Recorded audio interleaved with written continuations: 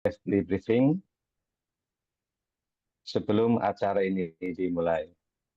Silakan Mbak Sari atau Mas Rizka. Selamat bergabung dalam bekerja secara daring, dilakukan secara online. Seluruh peserta dapat bergabung dari rumah atau tempat kerja masing-masing. Untuk kesehatan dan keselamatan Anda selama melakukan kerja secara daring, kami sampaikan beberapa hal yang harus kita lakukan. 1. Mohon seluruh peserta memperhatikan cara duduk ergonomis, yaitu cara duduk yang aman selama sesi bekerja secara daring. Posisi duduk ergonomis. Duduk tegap, tidak membungkuk.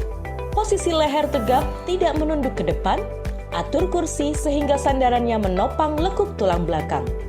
2. Perhatikan jarak mata terhadap layar PC, laptop, atau perangkat seluler Anda. Atur agar tidak terlalu dekat dengan layar dan tidak menimbulkan silau pada mata untuk mengurangi resiko pancaran radiasi layar monitor yang dapat menimbulkan kelelahan pada mata.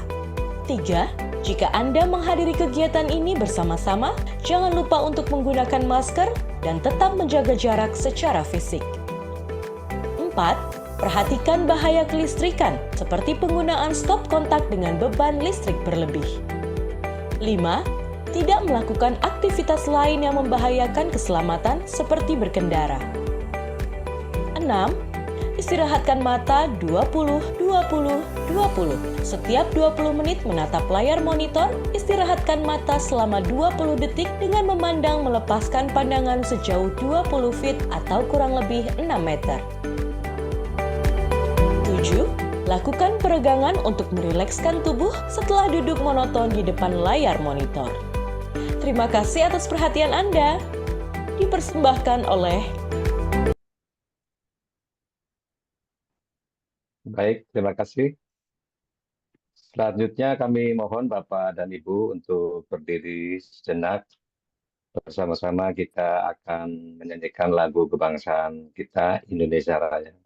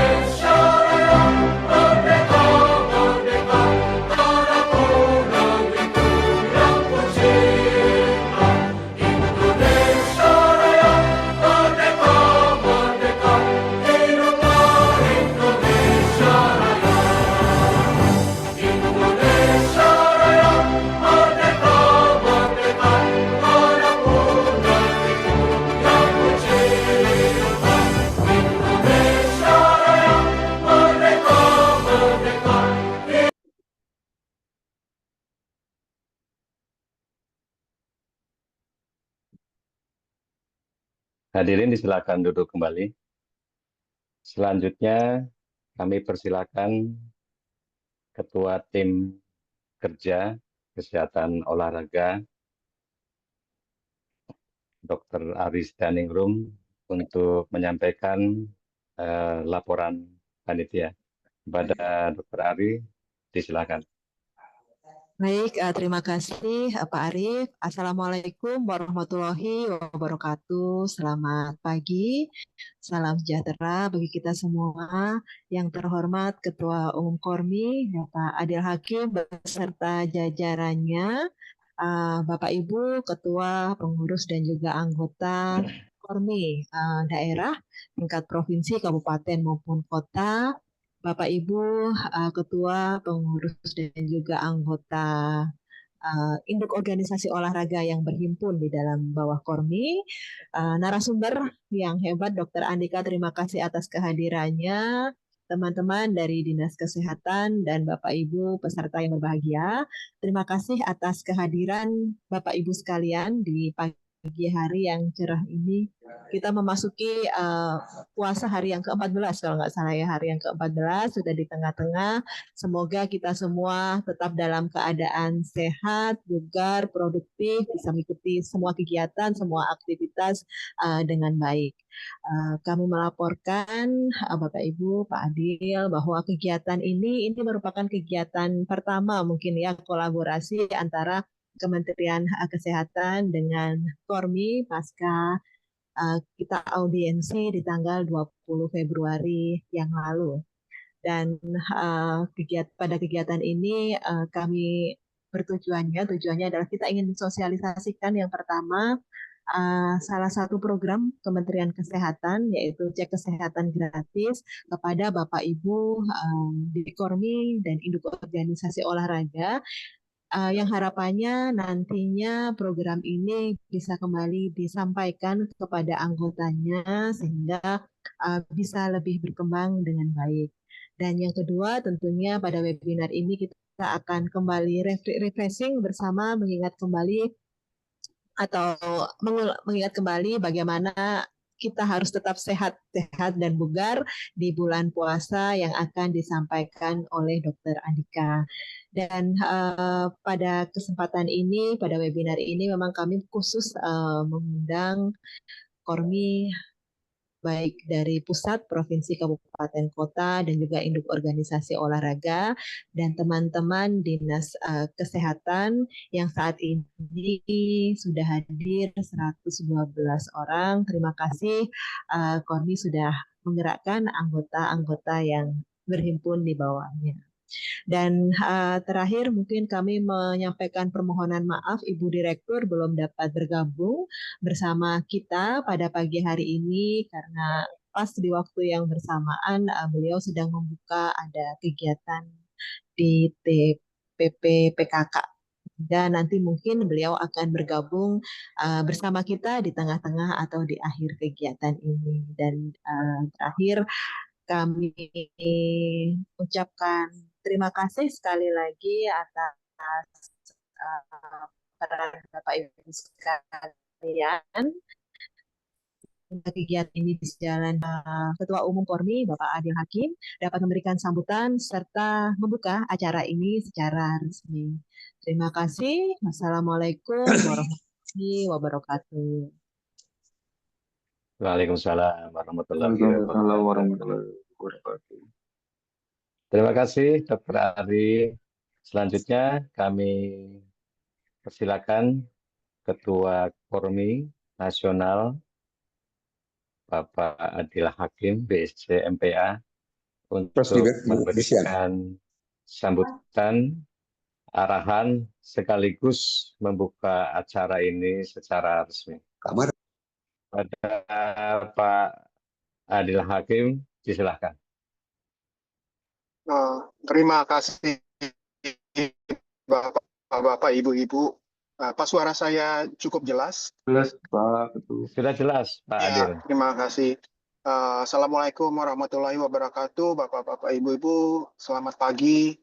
Salam bagi semua yang hadir dan selamat berpuasa bagi yang melakukan puasa hari ini. Selamat datang di acara webinar yang di-host oleh Kemenkes, di mana kita akan membahas beberapa topik dan juga di mana kemitraan dengan Kormi ini bisa menjadi benchmark untuk kerjasamanya antara pemerintah dan masyarakat, di mana program-program itu menjadi pelayanan masyarakat yang bisa disosialisasikan dan juga diwujudkan dengan partisipasinya masyarakat. melalui mitra seperti Kormi. Mungkin awalnya adalah apa itu Kormi. Jadi Kormi adalah organisasi yang terbentuk dari asosiasi-asosiasi olahraga yang dinamakan Inorga, terdiri dari 94 Inorga di seluruh Indonesia, dan di seluruh 38 provinsi juga, di mana juga terbentuk chapter-chapter namanya Kormida, Kormi daerah, tersebar di seluruh pelosok Indonesia. Tujuannya adalah di mana Inorga-Inorga tersebut dapat melakukan kegiatan-kegiatan tujuan mulia mereka dalam mengajak partisipasi masyarakat berolahraga di olahraga masyarakat. Oleh karena itu, tugas Kormi adalah melakukan hubungan ke mitra-mitra kepemerintahan maupun swasta, di mana tujuan agendanya antara pemerintah atau sponsor itu bisa menyambung ke masyarakat melalui Inorga-Inorga. Saya juga ingin menyampaikan bahwa salah satu prinsipnya Kormi adalah melakukan tugas-tugas kami yang secara inklusif, progresif, dan berkelanjutan di seluruh aspek dari kegiatan-kegiatan kami. Dan salah satu topik dalam pagi ini adalah namanya yang check up dan di mana kita bisa menjalankan program tersebut dengan sukses, dan juga ke depan program-program Kemenkes lainnya yang di mana align atau menyambung sama tugas dan kegiatan Kormi di lini masyarakat. Baik, lebih baik nanti kalau ada diskusi ke depan kita akan perdalam lagi pembicaraan mengenai Kormi dan peranannya. Sementara ini mungkin bisa dilanjut oleh moderator sesi-sesi berikutnya, dan saya ingin memberikan selamat atas acara ini yang diselenggarakan oleh Kemenkes. Terima kasih. Wassalamualaikum warahmatullahi wabarakatuh.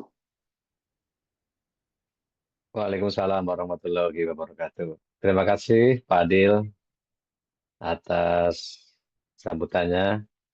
Baiklah, sebelum kita memasuki sesi materi, mari kita foto bersama dulu ya.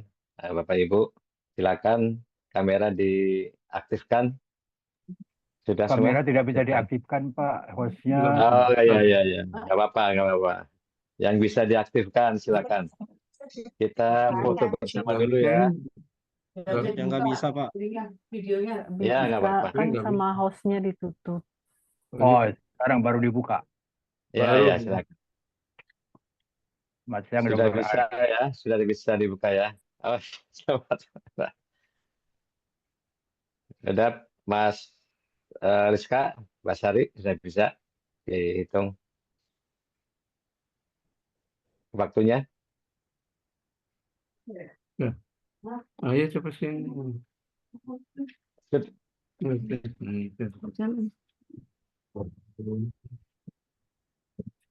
Sudah ya, kita hitung ya. Ayo. Ya, ikut. Silakan Ibu bergabung. Silakan. Kita hitung ya. 3, 1, 2, 3. Sekali lagi. 1, 2, 3. Baik, terima kasih Bapak Ibu. Selanjutnya kita memasuki sesi materi. Sudah bergabung moderator webinar ini, Pak Tasripin. Halo Pak Tasripin. Suara saya sudah terdengar, Pak Arif. Sudah terdengar Pak Tasripin. Sudah. Oke. Silakan Pak Tasripin. Waktunya disilakan. Ya, iya Pak. Terima kasih Pak Arif. Assalamualaikum warahmatullahi wabarakatuh. Warahmatullahi wabarakatuh. Selamat pagi, Pagi. salam sehat. Selamat datang di webinar kerjasama antara Kementerian Kesehatan dengan Kormi dengan tema tips sehat dalam berpuasa. Kami dari Direktorat Promosi Kesehatan Kementerian Kesehatan, izinkan saya Pak Sripin selaku Adminkes Alimadya akan memandu dan menjadi moderator pada kegiatan kali ini. Sesi webinar kali ini akan berlangsung selama kurang lebih 100 menit dan kita punya dua pemateri yang tentu saja sangat kompeten di bidangnya. Kami mengingatkan pada seluruh peserta untuk tetap setting audio dalam posisi mute selama webinar berlangsung dan nantinya bisa menuliskan pertanyaan di dalam kolom chat.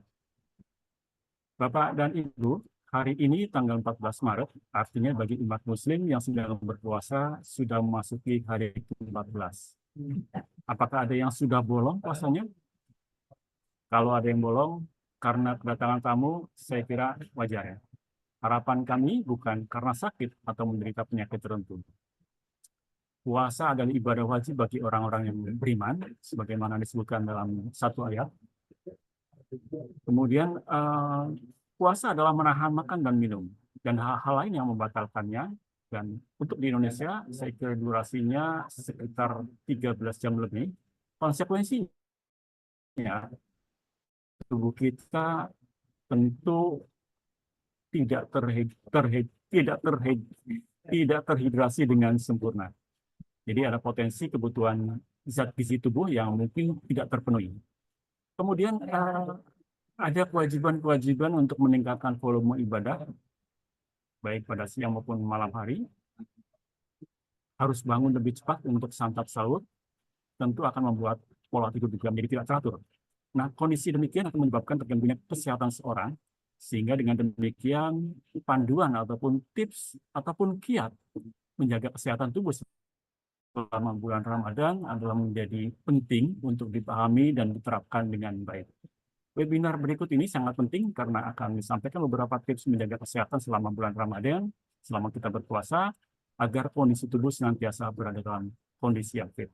Selain itu, juga nanti kita dari Kementerian Kesehatan akan menyampaikan sosialisasi terkait dengan pemeriksaan kesehatan gratis atau yang biasa disebut dikenal di masyarakat luas sebagai cek kesehatan gratis. Nanti pemateri kedua akan menyampaikan. Tapi baik Bapak dan Ibu, kita sudah di tengah-tengah kita sudah hadir seorang narasumber. Beliau adalah dokter spesialis kedokteran olahraga yang menurut saya cukup energik, humoris, dan punya kemampuan komunikasi yang baik. Beliau juga aktif membuat konten-konten edukasi di media sosialnya, terutama di dalam Instagramnya. Beliau adalah Dr. Dika.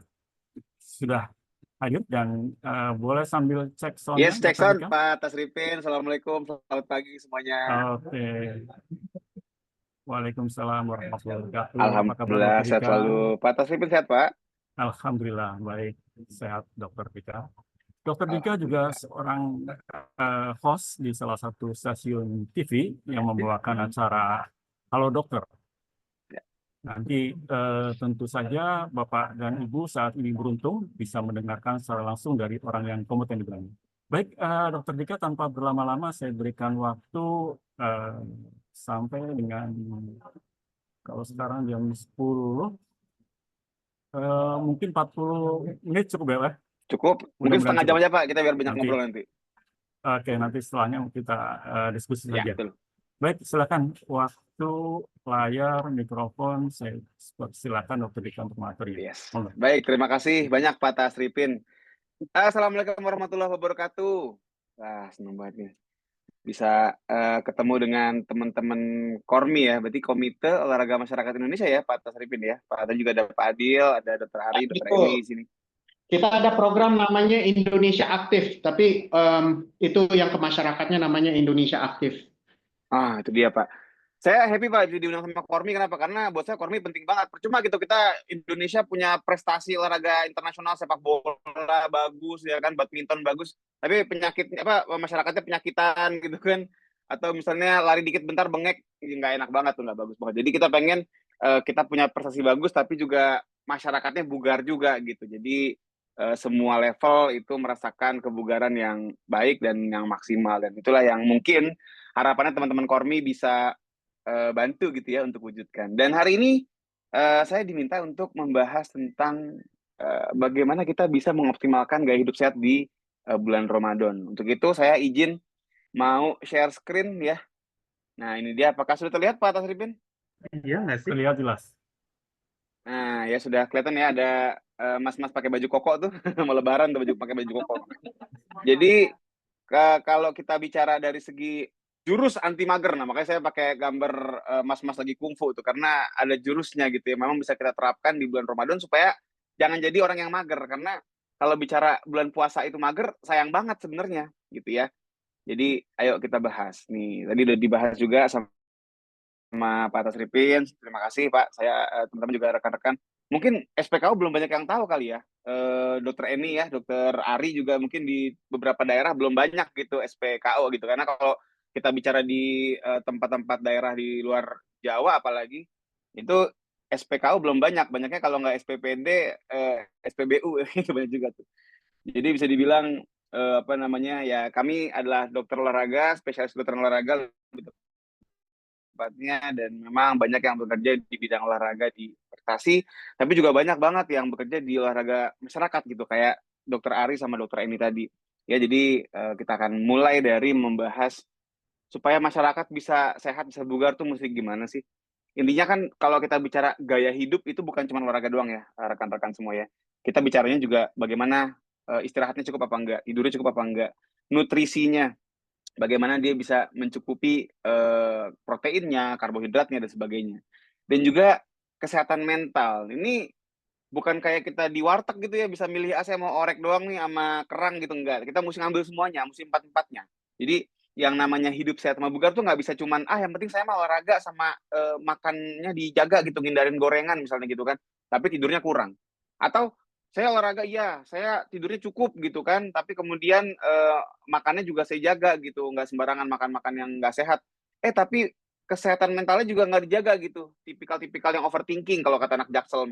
Jadi kebanyakan mikir, waduh gimana nih ya Allah, kok sekarang biaya masuk kuliah kok mahal sekali gitu, apalagi kampus swasta mahal banget kuliah, gimana anak saya? Padahal anaknya masih PAUD. Jadi kejauhan gitu mikirnya, entar dulu dijalanin dulu hidupnya, udah ada yang ngatur jadi kan. Jadi kalau kita bicara mau sehat bugar, semuanya ini harus dipenuhin dan harus bagus semuanya. Nah sekarang kita spesifik ngomongin olahraga nih, di bulan puasa, di bulan Ramadan. Tadi sudah disampaikan kita sudah hari ke-14 ya tadi ya. Ya, Mbak Dr. Ari sudah menyampaikan dari ke-14. Mudah-mudahan kita semakin kuat, semakin taat ibadahnya ya, meskipun kalau kita perhatikan kadang di masjid yang namanya tarawih makin longgar gitu safnya. Tapi kita bisa semakin baik lagi mendekati ke garis finish gitu di bulan puasa. Pertanyaannya buat gini, perlu nggak sih kita olahraga di bulan puasa? Ada yang bilang, Dok, bulan puasa itu kan bulannya kita untuk beribadah, untuk mendekatkan diri kepada Sang Pencipta gitu kan. Sekarang saya kembalikan, kalau kita bicara merawat diri, merawat tubuh, merawat badan yang notabene adalah ciptaan Allah gitu ya, itu kan masuk ibadah juga dong. Kan ibadah itu bukan cuma sholat ya kan, tadarus, tapi kan juga menjaga kesehatan diri. Itu kan bentuk syukur. Bentuk syukur udah dikasih badan sehat gitu. Nah, gimana ngejaganya? Ya olahraga. Karena kalau kita nggak olahraga, lumayan banget tuh namanya sebulan kita mager doang nih kan, puasa sebulan nih kira-kira. Kalau kita biasa olahraga nih, misalnya di luar bulan Ramadan kita rutin nih jalan pagi atau lari atau ngangkat beban segala macam. Tiba-tiba sebulan ini kita diem aja, nonton TV aja kerjanya. Nah itu bisa dibilang tingkat kebugarannya pasti bakal melorot itu. Ya, jadi bakal turun, bakal ngecil ototnya. Dan kalau kita bicara kondisi kesehatan secara umum juga, dengan kita berolahraga terjaga banget tuh fungsi jantung, ya kan, jadi lebih tetap bagus. Kemudian juga pembuluh darah juga lebih lancar sirkulasi. Nah, sama ini nih. menjaga berat badan. Nah, ini loh. Jadi gini teman-teman, rekan-rekan semua ya dari Korni. Kalau kita lihat nih yang namanya orang bulan puasa, ya orang yang puasa maksudnya, itu secara penelitian dikatakan berat badannya bakal turun. Nah, ini. Jadi banyak banget orang yang puasa tuh happy gitu karena begitu ya biasanya begitu menjelang lebaran ya, karena kalau udah lebaran udah ketemu opor, nastar sama putri salju beda cerita. Tapi kalau kita bicara sepanjang Ramadan sampai ke ujung Ramadan itu biasanya orang itu turun berat badannya. Masalahnya, nah ini banyak orang yang begitu lebaran selain kembali ke fitrah dia kembali ke bentuk semula. Nah ini. Jadi begitu habis lebaran tadi tuh ketemu nastar, ketemu opor, ketemu putri salju, itu dia kembali menjadi megah badannya. Megah banget nggak tuh? Jadi besar gitu, kembali gemuk gitu. Kenapa? Ternyata karena dengan dia itu nggak olahraga selama puasa, itu massa ototnya bisa mengecil. Dan kalau massa otot mengecil, maka metabolisme juga akan turun. Sehingga apa? Begitu ketemu tadi nastar dan kawan-kawannya, ya udah nggak ada lagi metabolisme yang bisa membakar kalorinya. Artinya apa? Numpuk jadi lemak. Makanya kenapa sayang banget kalau kita bulan puasa olahraga, karena ntar nih begitu di rumah saudara nih kan disajikan segala macam jebret, wah tinggal makan gitu kan. Karena nggak ada dong orang lebaran cuma ngobrol-ngobrol doang, pasti kan sambil ngunyah gitu. Nah itu ada yang bisa membakar kalorinya. Kita mau makan apa, soto apa segala macam juga dibakar sama otot yang terjaga karena kita pas lagi puasa tetap olahraga. Jadi jangan sampai kita mengalami namanya yo-yo effect ya. Jadi effect itu turun naik lagi. Belum bicara juga mental health. Secara mental juga dengan olahraga tuh kita lebih happy, fokus lebih terjaga, nggak yang ngantuk-ngantuk mulu gitu tiap sepanjang siang. Jadi apa? Ya harapannya kita juga punya ibadah juga lebih lancar gitu. Karena suasana hatinya enak. Makanya kenapa teman-teman kalau bisa, ini udah minggu kedua nih, kalau ada yang 2 minggu kemarin masih adaptasi gitu kan, masih pemanasan pas lagi masuk bulan puasa, yuklah coba mulai pelan-pelan kita gerak lagi yuk, jangan sampai lebih dari 2 minggu gitu nggak ngapa-ngapain. Sayang banget.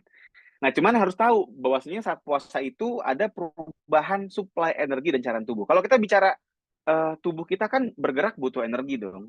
Nah, ini ada dua nih, bisa dari gula sama bisa dari lemak. Jadi kita punya, kalau kita ibarat kata duit nih, kita mau belanja nih bisa bayar pakai cash, bisa bayar pakai kris. Nah, gitu sekarang. Jadi bisa bayar pakai karbo, bisa bayar pakai lemak kalau kita mau bergerak. Nah, masalahnya berbeda sama lemak.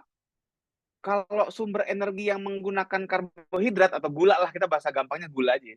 Jadi kalau kita mau mengandalkan energi dari sumber daya atau sumber energi dari gula, begitu puasa tuh dia turun karena kita nggak makan. Jadi yang namanya gula ya, mau itu gula darah, mau itu gula di otot, itu dia lebih fluktuatif dibandingkan lemak. Jadi kita nggak makan nih, kita puasa nih beberapa jam, dia udah langsung turun tuh kadar gulanya. Beda sama lemak. Lemak itu cenderung awet di dalam tubuh kita. Nggak ada gitu kan orang abis sahur gemuk gitu badannya, obesitas, tiba-tiba begitu maghrib ceking kurus, nggak mungkin. Nggak mungkin secepat itu kan. Karena apa? Dia stabil. Nah, makanya kenapa kita harus cermati. Oke, artinya saat di habis sahur di pagi hari gitu ya, pas masih pagi-pagi, berarti cadangan gula saya masih banyak. Tapi begitu sore, itu cadangan gula udah nipis tuh. Udah nipis ya kan. Makanya kenapa kita kadang kalau udah sore tuh udah lowbat gitu, udah tinggal 2% baterainya. Nah, sama cairan tubuh juga sama. Dengan kita puasa aja, itu dikatakan kita akan mengalami tanda kutip dehidrasi ringan. Karena wajar orang berjam-jam nggak minum kan. Tapi kalau kita aktivitas, misalnya Bapak mungkin pekerjaannya banyak menguras keringat gitu, itu pasti akan lebih dehidrasi lagi. Artinya apa? Cairan tubuhnya juga merosot. Jadi kita mesti tahu, oke, olahraga harus, tapi kita mesti memahami ada yang berubah nih, ada yang nggak biasa nih. Itu tadi suplai energi sama cairan tubuh kita. Nah, kita kaitkan dengan olahraganya. Ini juga informasi penting. Jadi kalau kita olahraga itu tuh bisa sama, bisa pakai gula, bisa pakai lemak, tergantung intensitasnya. Kalau kita olahraga yang ngas-ngos alias ngos-ngosan, tubuh kita akan cenderung pakai gula, bukan pakai lemak. Tapi kalau misalnya kita santai gitu ya, kita jalan santai lah, nggak buru-buru, nggak ngebut, nggak lari, dia akan bisa memakai lemak sebagai sumber tenaganya. Nah, di sini penting nih. Jadi kita berikutnya bakal ngebahas olahraganya kapan dong kalau gitu, dan bagaimana intensitasnya ya. Nanti kita sambil jalan sambil kita jelasin lagi. Jadi kalau kita bicara kapan waktu yang tepat untuk olahraga, itu bisa dibilang saya perhatikan di masyarakat tuh ada 3 mazhab, rekan-rekan ya. Ada 3 mazhab. Mazhab yang pertama adalah penganut golongan orang-orang yang olahraga di pagi hari setelah sahur. Mereka punya argumen loh. Enak dok, kan tadi dokter bilang kalau habis sahur cadangan gula masih banyak, masih tinggi, sehingga saya mau olahraga kayak apa juga energinya masih full tank nih gitu kan. Ya benar memang. Tapi kalau misalnya kita olahraga sampai lupa daratan, forget of the land kalau kata orang Inggris, itu dia nanti bisa gombyos, keringatnya banyak bercucuran, akhirnya apa? Hilang cairan tubuhnya, dehidrasi dia. Jadi kalau kita bicara olahraga di pagi-pagi, iya kita mau lompat-lompat, kita mau ajrot-ajrotan, mau ugal-ugalan, energinya masih ada. Tapi hati-hati jangan sampai banyak keringetan. Jadi saran saya kalau mau yang milih pagi, saya termasuk orang yang olahraganya pagi, ya. Tapi karena hari ini lagi ada webinar, akhirnya tadi saya nggak olahraga dulu, nih ntar digeser ke sore. Jadi kalau saya pagi, saya biasanya saya pakai buat latihan nge-gym. Karena saya tadi energi saya masih tinggi, saya bisa ngangkat-ngangkat. Tapi saya milih gym yang AC-nya dingin, supaya saya nggak banyak keringetan. Berat juga bisa. Cuman saya juga peringatkan, ini buat mungkin Bapak Ibu yang sudah berusia lebih lanjut, kalau mau nge-gym yang bebannya cukup berat atau lompat-lompat kayak di gambar, ya hati-hati ya, mungkin bagusnya konsul dulu, periksa dulu, takutnya bautnya udah ada yang kendor ya Pak Bu. Jadi ntar takutnya lompat-lompat malah cedera. Nah, nanti kan bisa ada tuh dicek kesehatan, juga bisa dilihat tuh kan seberapa sehat kita. Jadi bisa banget ya memilih olahraga yang kayak gitu. Atau pilihan kedua nih, menjelang buka. Ini juga banyak nih, ini golongan orang-orang kedua nih, mazhab kedua yang memilih menjelang buka. Mereka punya argumen juga, tapi dok kalau enakan habis olahraga kan habisnya enaknya minum gitu. Aus, keringetan, saya kalau olahraga emang pasti keringetan dok, jadi enaknya habis itu langsung minum. Ya udah, kalau gitu pilih menjelang berbuka. Karena begitu beres bisa minum gitu. Cuman tadi yang saya sampaikan di awal, udah lowbat nih badan kita nih, udah rendah gulanya. Sehingga kalau kita paksakan di olahraga, yang ada ntar keliengan. Karena tadi kalau kita bicara olahraga yang sifatnya kencang, lompat-lompat, banyak lari-lari sprint, dia butuh gula nih rekan-rekan. Dan gulanya kan udah lowbat tadi, udah drop kan. Dan begitu kita bicara gula drop, kalau kita paksakan nanti orangnya bisa black out. Mungkin Bapak Ibu ada yang pernah ngalamin atau tahu paling enggak ya. Jadi orang tuh ada gitu lagi latihan gitu kan, tiba-tiba langsung gelap, itu matanya gelap, nggak kelihatan apa-apa. Rupanya token PLN-nya habis. Enggak, bukan. Rupanya dia memang kolaps akibat gulanya drop. Makanya kenapa, belum lagi dia dehidrasi kan tadi kan, karena udah nggak minum berjam-jam. Makanya kenapa kalau di sore hari, jangan yang ugal-ugalan banget, jangan yang terlalu lompat-lompat. Dan ini juga sedih ya, saya baru baca berita beberapa hari yang lalu, ada atlet yang bahkan sampai meninggal dunia gara-gara latihannya cukup berat di sore hari. Nah ini, jadi tadi jangan terlalu berat kalau sore-sore, supaya apa? Tadi yang saya katakan di 2 slide sebelum ini kalau nggak salah. Kita bisa pakai lemak nih buat cadangan energi kita supaya kita nggak black out. Tapi syarat pakai lemak itu dia harus santai. Nggak boleh terlalu ngos-ngosan, nggak boleh terlalu ugal-ugalan olahraganya. Jadi jalan santai itu, ya, sepedahan santai. Ya, kalau mau lebih santai ke Bali Pak, enak tuh di pantai santai. Jadi kita jalan gitu, istilahnya nggak terlalu ngos-ngosan kan, tapi dia bisa membakar kalori ya, dan membakar lemak gitu. Dan kita bisa katakan tadi begitu dia beres, dia keringetan out pun bisa minum. Nah, ini ada lagi nih golongan ketiga nih setelah berbuka. Ya ini enak nih, berbuka tuh dia mau makan minum kayak gimana juga bisa-bisa aja orang udah buka kan. Cuman gini Pak Bu, kalau misalnya Bapak Ibu memang merasa saya mau tarawih di masjid dok tadi, supaya saf masjid nggak longgar-longgar banget nih tarawih di hari-hari kesekian. Saya mau meramaikan masjid dok, saya mau tarawih tuh di masjid. Artinya pilihannya kan cuma 2 kalau habis buka. Sebelum azan Isya atau setelah tarawih, setelah witir. Kalau saya akan menganjurkan mendingan sebelum azan Isya. Karena kalau setelah tarawih, takutnya kemalaman. Belum bicara kalau misalnya kita habis tarawih itu mesti nungguin khotib dulu gitu buat tanda tangan buku Ramadan, kan ada tuh ya. nyatet kan ceramahnya apa, tantangan ngantri panjang tuh Pak. Saya dulu zaman saya sekolah dulu, guru ngantrinya panjang banget kayak nonton Sherina. Jadi bener-bener apa namanya malam lah pulangnya gitu. Belum ntar malam dicegat sama anak kampung sebelah diajakin main petasan. Alah, pokoknya malam. Jadi kalau bisa kita sebelum azan Isya. Nah, kalau misalnya kita mau sebelum azan Isya, berarti pas takjil jangan kayak orang nggak makan dari SD gitu maksudnya. Jangan makanan semua masuk semua, jangan ya. Makan bakso gitu kan sama abang-abangnya, jangan. Jadi santai. Makan ala kadarnya dulu. Air putih 1 gelas sama kurma misalnya gitu ya, 3 butir let's say, atau pisang, atau pokoknya buah yang cepat serap, atau jus, atau smoothies. Pokoknya yang sifatnya nggak bikin kembung gitu Pak, yang cepat serap. Jadi kita tinggal maghrib dulu, beres maghrib tuh masih ada setengah jaman lebih tuh sampai azan Isya. Nah itu bisa tuh kita main olahraga singkat, high intensity 20 menitan bisa, itu cukup ya. Mandi, sholat taraweh. Jadi kita ya bisa pakai juga sebenarnya setelah buka. Tapi kalau misalnya oh enggak dok, saya taraweh di rumah aja nggak apa-apa kok, ya udah, itu bisa lebih santai, bisa lebih tenang. Nah ada lagi sebenarnya pilihan untuk keempat tapi nggak saya masukin. Ada lagi nih golongan orang-orang yang olahraganya sebelum sahur. Jam berapa tuh? Jam 2:30 pagi gitu kan. Saya cuma ingetin hati-hati ya, jam 2:30 pagi gelap. Takut ketukar sama maling saya mah. Jadi mendingan kalau saya sih kalau mau apa namanya sebelum sahur ya indoor aja di rumah, sama pastikan tidurnya cukup. Karena takutnya kalau misalnya bela-belain bangun awal, tidurnya juga kurang cepet, berarti kan dikit tidurnya. Jadi saya lebih sarankan sih ya 3 waktu inilah. Nah, selain kita bicara apa namanya tadi pilihan-pilihan waktunya, kita juga mesti memperhatikan kecukupan nutrisi.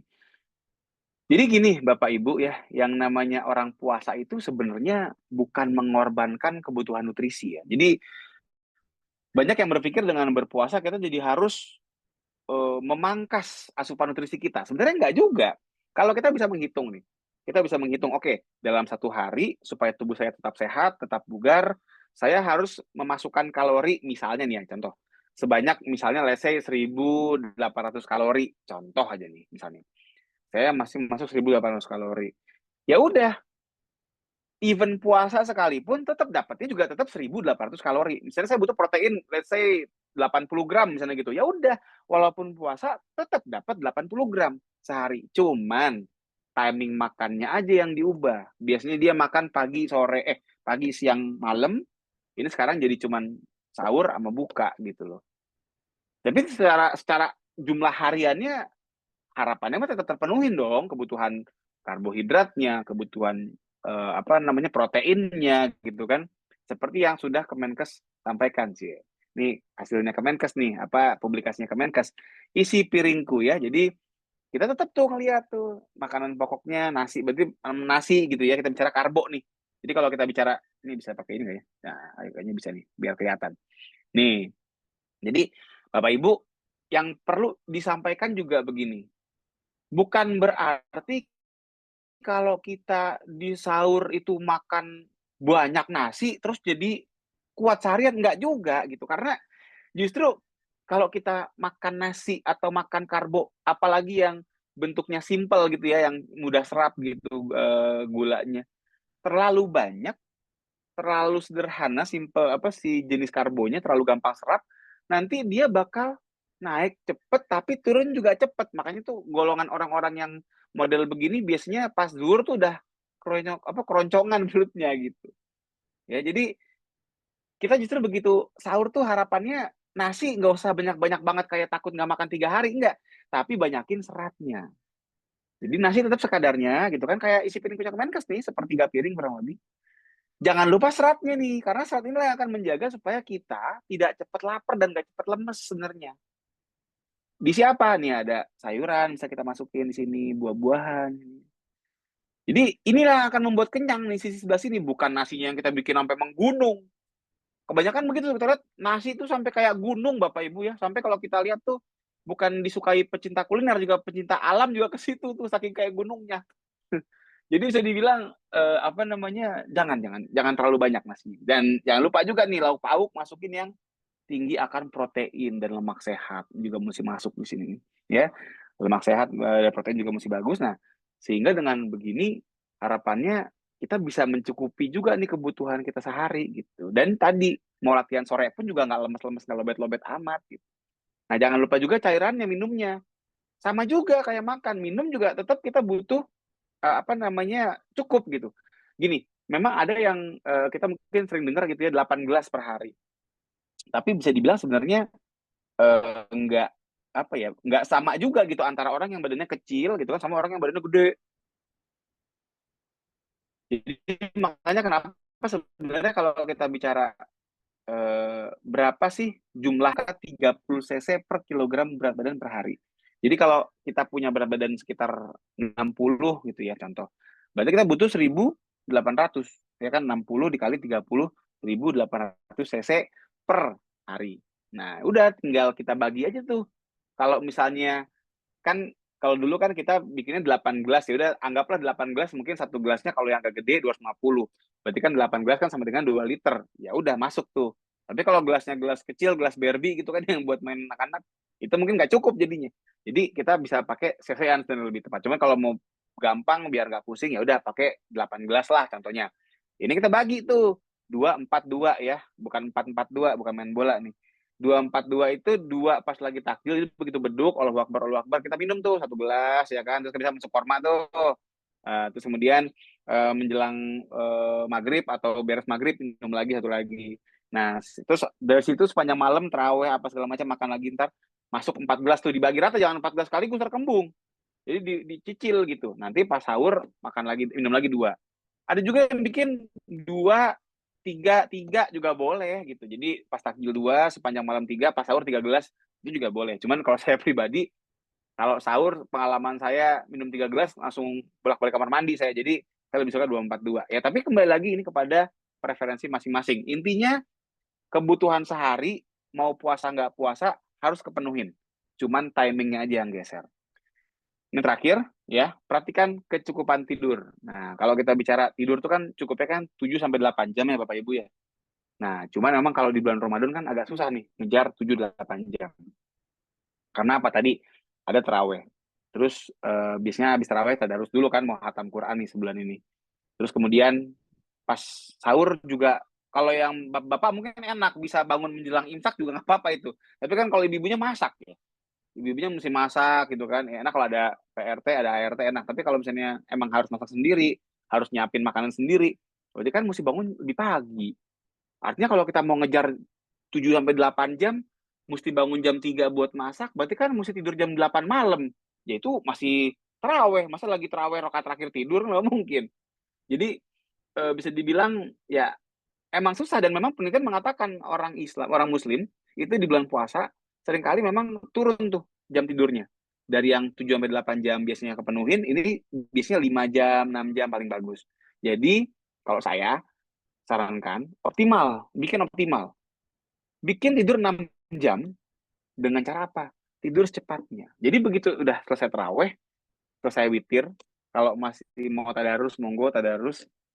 Terus jangan malah main handphone. Ini nih yang sering bikin orang jadi melek mulu sampai tengah malam tuh kadang tuh scrolling. Lihat Instagram, lihat TikTok. Jadi batasin dulu deh, ya. Batasin screen time-nya, mendingan tidur cepet gitu. Dan maksimalkan kualitas tidur. Artinya apa? Kalau bisa ya lampu dimatiin karena memang tidur itu kalau bicara kualitas lebih baik dengan kondisi lampu mati.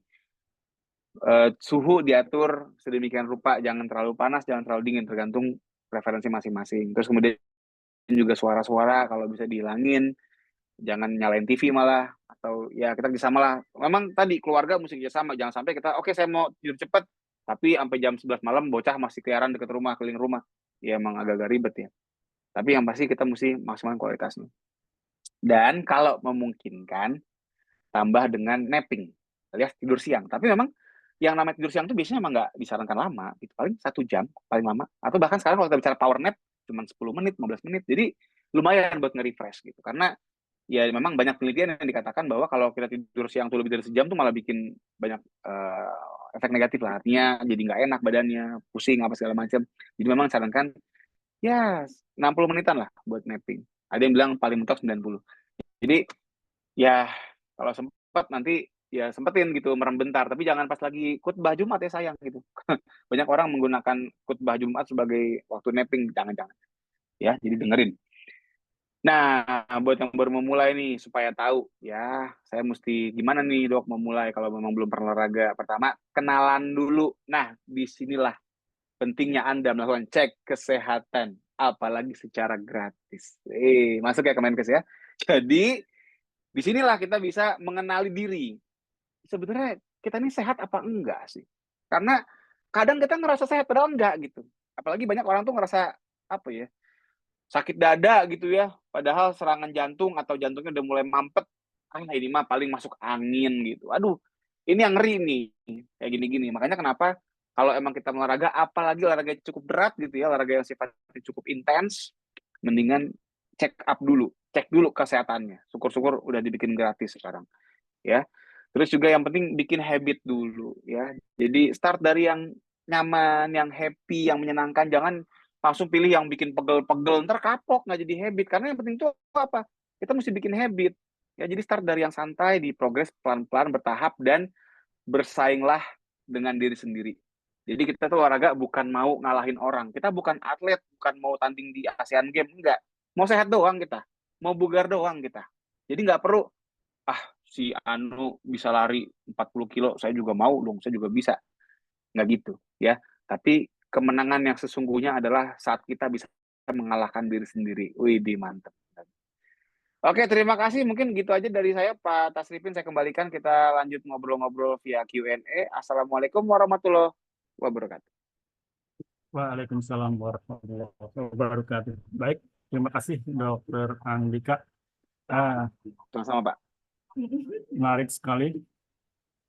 Sampai-sampai saya terkesima mendengarnya. Alhamdulillah. Terima kasih, Pak. Dr. Andika, kita masih bisa diskusi dulu ya sebelum silakan, Pak. Memulai paparan yang kedua. Ya. Karena saya melihat juga waktu Dr. Andika sangat terbatas. Saya tadi sudah menuliskan di kolom chat untuk Bapak dan Ibu, kalau ada hal yang ingin ditanyakan silakan ditulis dan disampaikan di dalam kolom chat. Ada satu pertanyaan atau dua pertanyaan. Saya bacakan saja, Dr. Andika.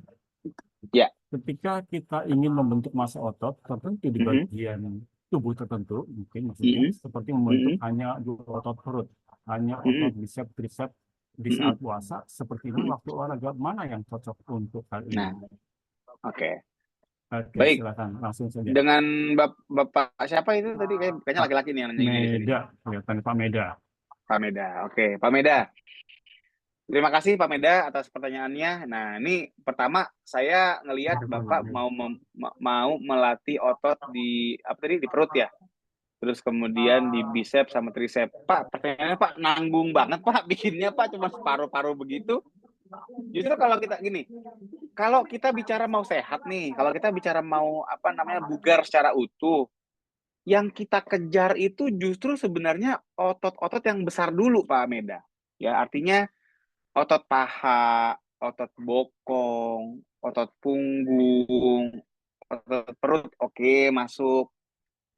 Jadi kalau otot bicep sama otot tricep iya perlu dilatih, tapi sayang banget kalau yang lainnya nggak dilatih juga gitu.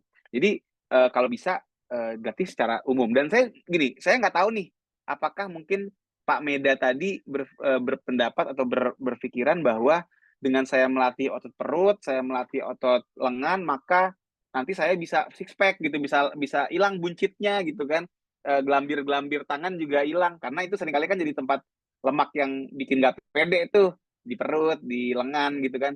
Saya cuma mau nyampein begini ya, kita nggak bisa memilih mau membakar lemak dari mana. Jadi kita nggak bisa olahraga tuh buat ngurangin lemak di perut doang atau di tangan doang, itu nggak bisa. Kita cuma bisa menargetkan ototnya mau kebentuk di mana, tapi lemaknya hilang apa enggak dari situ kita nggak bisa tentukan. Karena lemak itu dibakar secara sistemik. Jadi dengan kita latihan kardio, justru nanti itulah yang membuat akhirnya jadi defisit kalori karena lemak yang kalori yang dibakar banyak, dan alhasil lemak akan terbakar secara random, secara menyeluruh, gitu. Nah, tapi kalau kita bicaranya membentuk ototnya gitu ya, terlepas dari lemaknya dibakar apa enggak di situ atau hilang apa enggak di situ, ya bisa gitu. Latihan-latihannya tadi banyak apa namanya gerakan-gerakan yang bisa ntar kita bisa lihat di mana-mana lah, banyak gerakan buat perut, buat apa namanya tadi tricep, bicep. Nah, bicara pembentukan otot sekarang. Bicara membentuk otot berarti kita harus dua hal nih, Pak Meda. Yang pertama adalah kita harus memenuhi kebutuhan latihannya jelas. Jadi kalau membentuk otot, caranya bikin seminggu minimal 2 sampai 3 kali, Pak Meda, ya. 2 sampai 3 kali ini per bagian otot, per kelompok otot yang dilatih. Jadi kalau misalnya ke gym seminggu 3 kali, tapi hari Senin melatih atas doang, ke hari Rabu melatih badan apa batang tubuh doang, dan hari Jumat melatih kaki doang, kurang optimal. Jadi 3 kali itu tiga-tiganya ototnya mesti kena semua. Satu, ya. Pembebanannya juga mesti kalau bisa kita buat maksimal. Jadi kalau bebannya kurang berat juga kurang efek, tapi kalau terlalu ringan juga kurang efek juga. Jadi mesti pas bebannya, ya. Dan kalau bicara beban yang pas tuh biasanya gini, Pak. Bapak cari beban kiloan di gym atau di rumah kalau punya dumbbell gitu kan, punya barbel, itu yang Bapak bisa angkat sampai kurang lebih 14 kali nonstop deh. Nah, kalau Bapak misalnya ada beban nih, let's say 10 kilo gitu, Bapak ngangkat baru 4 kali udah nggak kuat, itu berarti keberatan. Tapi kalau misalnya Bapak bisa ngangkat satu beban sampai 20 kali, 25 kali, kok enteng-enteng aja, berarti keentengan gitu. Jadi cari yang bebannya bisa diangkat kurang lebih sekitar 14 atau 15 kali lah. Nah, itu beban itu kita pakai tuh ya buat latihan, dibikin 2 sampai 4 set, bisa dibikin sekitar 10 sampai 12 repetisi lah, kurang lebih begitu. Ya. Kalau tadi bisa ngangkat 15, bisa bikin di 12 kali juga harusnya aman. Nah, tapi yang kedua, Pak, ada lagi nih selain latihannya harus benar, bicara dari segi asupan nutrisinya. Nah, ini makanya kenapa tadi penting tuh sahur sama buka nggak boleh sembarangan. Terutama kecukupan protein, Pak Meda. Karena percuma kita latihan udah keren-keren, udah bagus-bagus, gerakannya apa segala macam pas, proteinnya nggak ada. Dia mau ngebangun dari mana orang nggak ada bahan bakunya. Jadi gitu mungkin Pak Meda ya, Pak Tasripin jawabannya. Jadi tetap latihan, kalau bisa 2 sampai 3 kali seminggu dapat tuh bagian yang mau dilatih. Jangan cuma tricep bicep sama perut doang, sayang. Yang kedua adalah bagaimana kita bisa memenuhi kebutuhan protein harian kita. Kalau mau ngebangun otot, saran saya coba kejar sampai 2 gram. Boleh tuh. 2 gram per kilogram berat badan per hari. Jadi kalau Bapak misalnya tadi beratnya 70 atau beratnya 60 gitu, kita coba masukin protein dalam tubuh kita sampai 120 atau 140 gram sehari, ya. Tapi kalau ada gangguan ginjal, ada gangguan liver, baiknya konsul dulu. Mungkin gitu Pak Tasripin. Oke. Baik, terima kasih. Satu lagi sebenarnya pertanyaan dari masih Pak Meda, boleh. Dr. Dika, terkait dengan usianya. Jadi untuk usia yang di atas 45 tahun, itu kapan waktu yang paling cocok untuk melakukan olahraga? Oh iya. Pertama gini Pak Meda, memang banyak orang yang takut gitu ya, saya olahraga mau mulai tapi umurnya udah 40 gitu. Tapi juga ada orang yang memang udah olahraga dari dulu gitu ya, dari muda, terus dia masuk menjelang 40 tahun terus dia takut tuh, saya masih boleh apa enggak ya. Jadi sebenarnya kita nggak ada patokan. Olahraga ini maksimal umur segini nggak ada. Ya. Jadi lari cuman boleh di bawah 40 tahun, enggak. Kalau emang dia punya kaki aman, dia punya kaki kuat misalnya, dan emang dari muda udah biasa lari, banyak saya temukan gitu ya, masih lari sampai umur 70 tahun. Ya bahkan mungkin Dokter Ari, Dokter Eni ya, kita tahu senior kita, guru kita, Dokter Haryo gitu ya, itu kan beliau umur sekarang udah mau 80 atau udah 80 mungkin, tapi masih lari.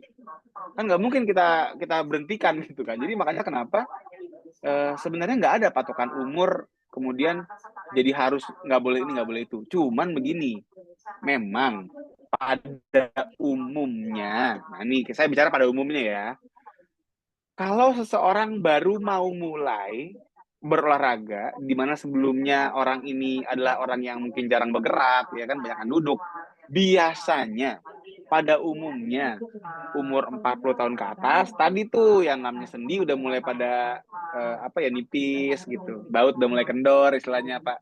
Jadi jangan kita memulai dengan olahraga yang sifatnya high impact atau high intensity. Mesti pelan-pelan dulu dari waktu yang beban yang santai dulu, dari beban yang nggak terlalu lompat-lompat dan nggak terlalu menghentak-hentak. Nah, hal yang sama pula kita perlu dengan waktu, Pak Meda. Jadi sama, bicara waktu juga mau sama anak muda, mau sama anak tua juga sama. Yang penting jangan sampai mengganggu jam tidur. Dan bicara di bulan puasa seperti ini, ya kita lihat kalau misalnya saya pribadi untuk latihan beban membentuk otot, saya lebih prefer pagi. Karena buat saya pagi itu pertama gym sepi, enak banget tuh latihan, gak terlalu rame. Dan saya masih pede untuk menggunakan beban yang cukup berat karena saya masih punya banyak energi habis sahur gitu. Tapi kalau misalnya saya emang kita mau habis buka juga silakan, boleh, asalkan nggak mepet sama tadi jam tidur. Jangan sampai gara-gara kita latihan jadi tidur jadi mundur. Sahur udah mesti bangun lagi. Akhirnya apa? Jadi kurang tidur, malah nggak kebentuk juga otot-ototnya. Jadi buat saya Pak Meda, kalau latihan beban pilihannya antara di pagi hari sama di setelah buka kalau bulan puasa ya. Jadi kalau bicara nggak puasa, ada yang pernah mengatakan paling better tuh sore karena itu lagi energi banyak, hormon juga lagi tinggi. Jadi sore itu buat latihan beban tuh enak. Tapi tadi kalau bicara beban kan jadi bicara puasa kan jadi muter tuh waktunya. Jadi kalau saya bikinnya kalau nggak di pagi ya di malam sekalian aja gitu. Jadi gitu Pak. Jadi nggak ada usia berapa, jam berapa itu untuk olahraga di bulan puasa juga nggak ada. Kembali kepada kebiasaan dan juga kepada diri kita masing-masing. Gitu Pak Tasripin. Oke, terima kasih Dr. Dika. Ya, selanjutnya ada pertanyaan lagi dari Dr. Tias nih. Suami saya mau ikut full maraton di bulan Juli. Bagaimana pola latihan larinya untuk di bulan puasa? Apa saja yang harus diperhatikan, Dr. Dika? Oke. Sebenarnya Dr. Tias, saya mesti tahu dulu nih suaminya udah pengalaman lari udah gimana, tingkat kebugaran sejauh apa. Karena gini, pada prinsipnya satu, olahraga maraton itu lari maraton itu adalah olahraga yang berat ya. Jadi kita mesti sepakati itu dulu, nggak semua orang bisa lari maraton. Kalau belum pernah lari, saya pribadi tetap saya tipikal yang kalau bisa ya rasain dulu lah yang namanya 5K, 10K, half marathon baru maraton gitu. Itu akan lebih kita bijaksana untuk berlari. Jadi kalau saya pribadi ya saya akan sarankan ya itu pastikan dulu level kebugaran dan keterlatihannya. Kalau memang suami Dr. Tias memang sudah biasa lari, emang seorang pelari yang udah sering ikutan race gitu ya, udah 5K, 10K sama half-nya emang udah sering. Nah, kan sekarang masih bulan Maret. Masih ada April, Mei, Juni, Juli, masih ada 4 bulan. Kalau misalnya udah sering lari, 4 bulan nyiapin maraton harus cukup. Ya, jadi istilah kata di bulan ini dipakai buat maintenance aja juga nggak masalah kita rasa. Jadi dengan kita latihan misalnya sore hari gitu ya, kalau mau lari, kan tadi sore kan kita bisa tuh, nggak perlu sampai ngebut-ngebut, larinya agak easy aja, kita bikin santai.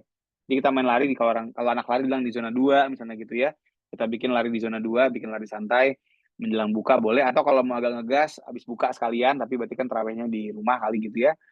Tapi intinya adalah kita tidak mentarget harus naik gitu, harus performance-nya mesti meningkat pesat di bulan Ramadan, enggak. Karena memang sejatinya kalau kita bicara olahraga performance nih seperti kayak lari, bulan puasa itu target utamanya menjaga agar jangan sampai melorot nih kebugarannya, jangan sampai melorot nih VO2 max-nya atau kemampuan jantung parunya. Jadi bukan buat naikin tapi stay. Kalaupun naik paling tipis-tipis doang, jadi nggak bakal lama.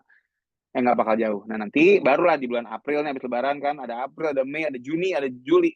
Nah, itu bisa dipakai buat meningkatkan performance dan progres latihan larinya. Gitu mungkin Dr. Tias. Semoga membantu dan menjawab. Oke.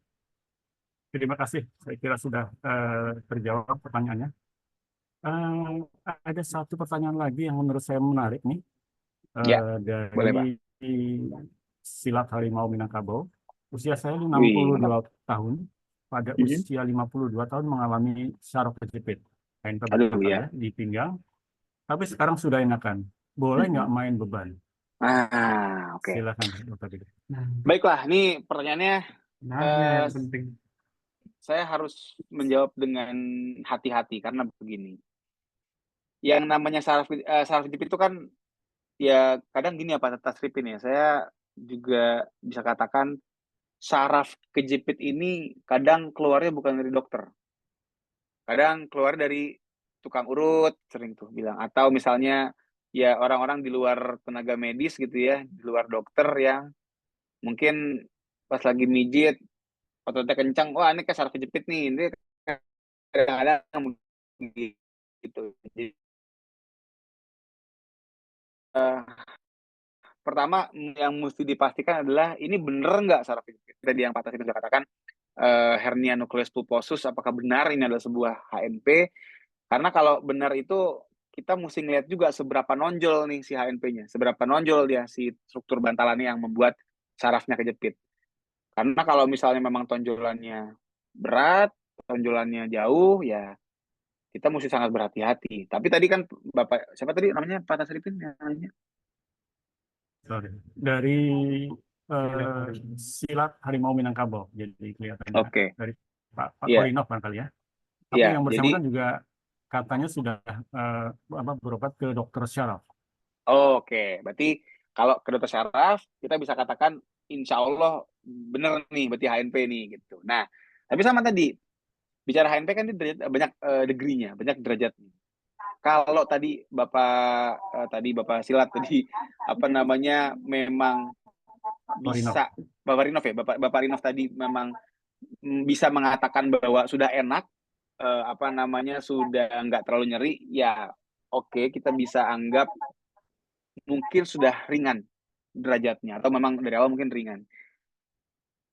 Pertanyaannya apakah saya perlu angkat beban? Sebenarnya Pak, satu, orang dengan HNP justru memang harus latihan beban. Karena apa? Yang menjaga agar struktur tulang belakangnya itu tidak banyak goyang, agar tetap stabil, nggak nambah parah itu cendolan yang sarafnya bikin kejepit itu adalah otot sekitar tulang belakang. Yang mana yang namanya otot di sekitar tulang belakang itu kan mesti dilatih supaya dia stabil nih tulang belakangnya. Nah, bagaimana melatih otot tulang belakang? Ya dengan latihan beban. Cuman, nah ini, dalam kondisi tertentu, seperti misalnya HNP gitu ya, apalagi dengan nyeri yang belum tuntas, maka gerakan untuk latihan beban ini harus sangat amat hati-hati sekali dilakukan. Apalagi Bapak usia sudah tidak muda lagi nih. Tadi udah 62 ya Pak Tasrip ini. Jadi bisa kita katakan dengan resiko berupa HNP tadi atau saraf kejepit ditambah usia yang sudah tidak lagi muda, saya sangat menyarankan Bapak Rinov tadi ya, harus latihan beban. Iya, harus latihan beban, tapi dengan pengawasan dokter olahraga, Pak.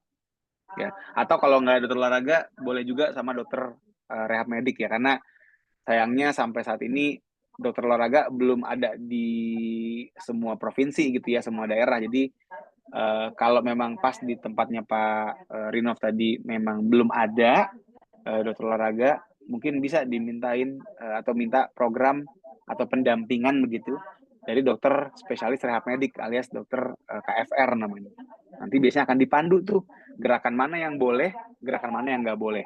Tapi pada intinya, pada konsepnya, Bapak harus latihan beban, Pak. Gitu mungkin, Pak Rinov, Pak Tasripin juga. Oke, saya kira sudah terjawab ya. Ya. Ada lagi pertanyaan dari Pak Abdurrahman. Apakah ada batasan intensitas olahraga saat berpuasa? Dan bagaimana cara memantau kondisi tubuh saat berolahraga di bulan puasa? Oke.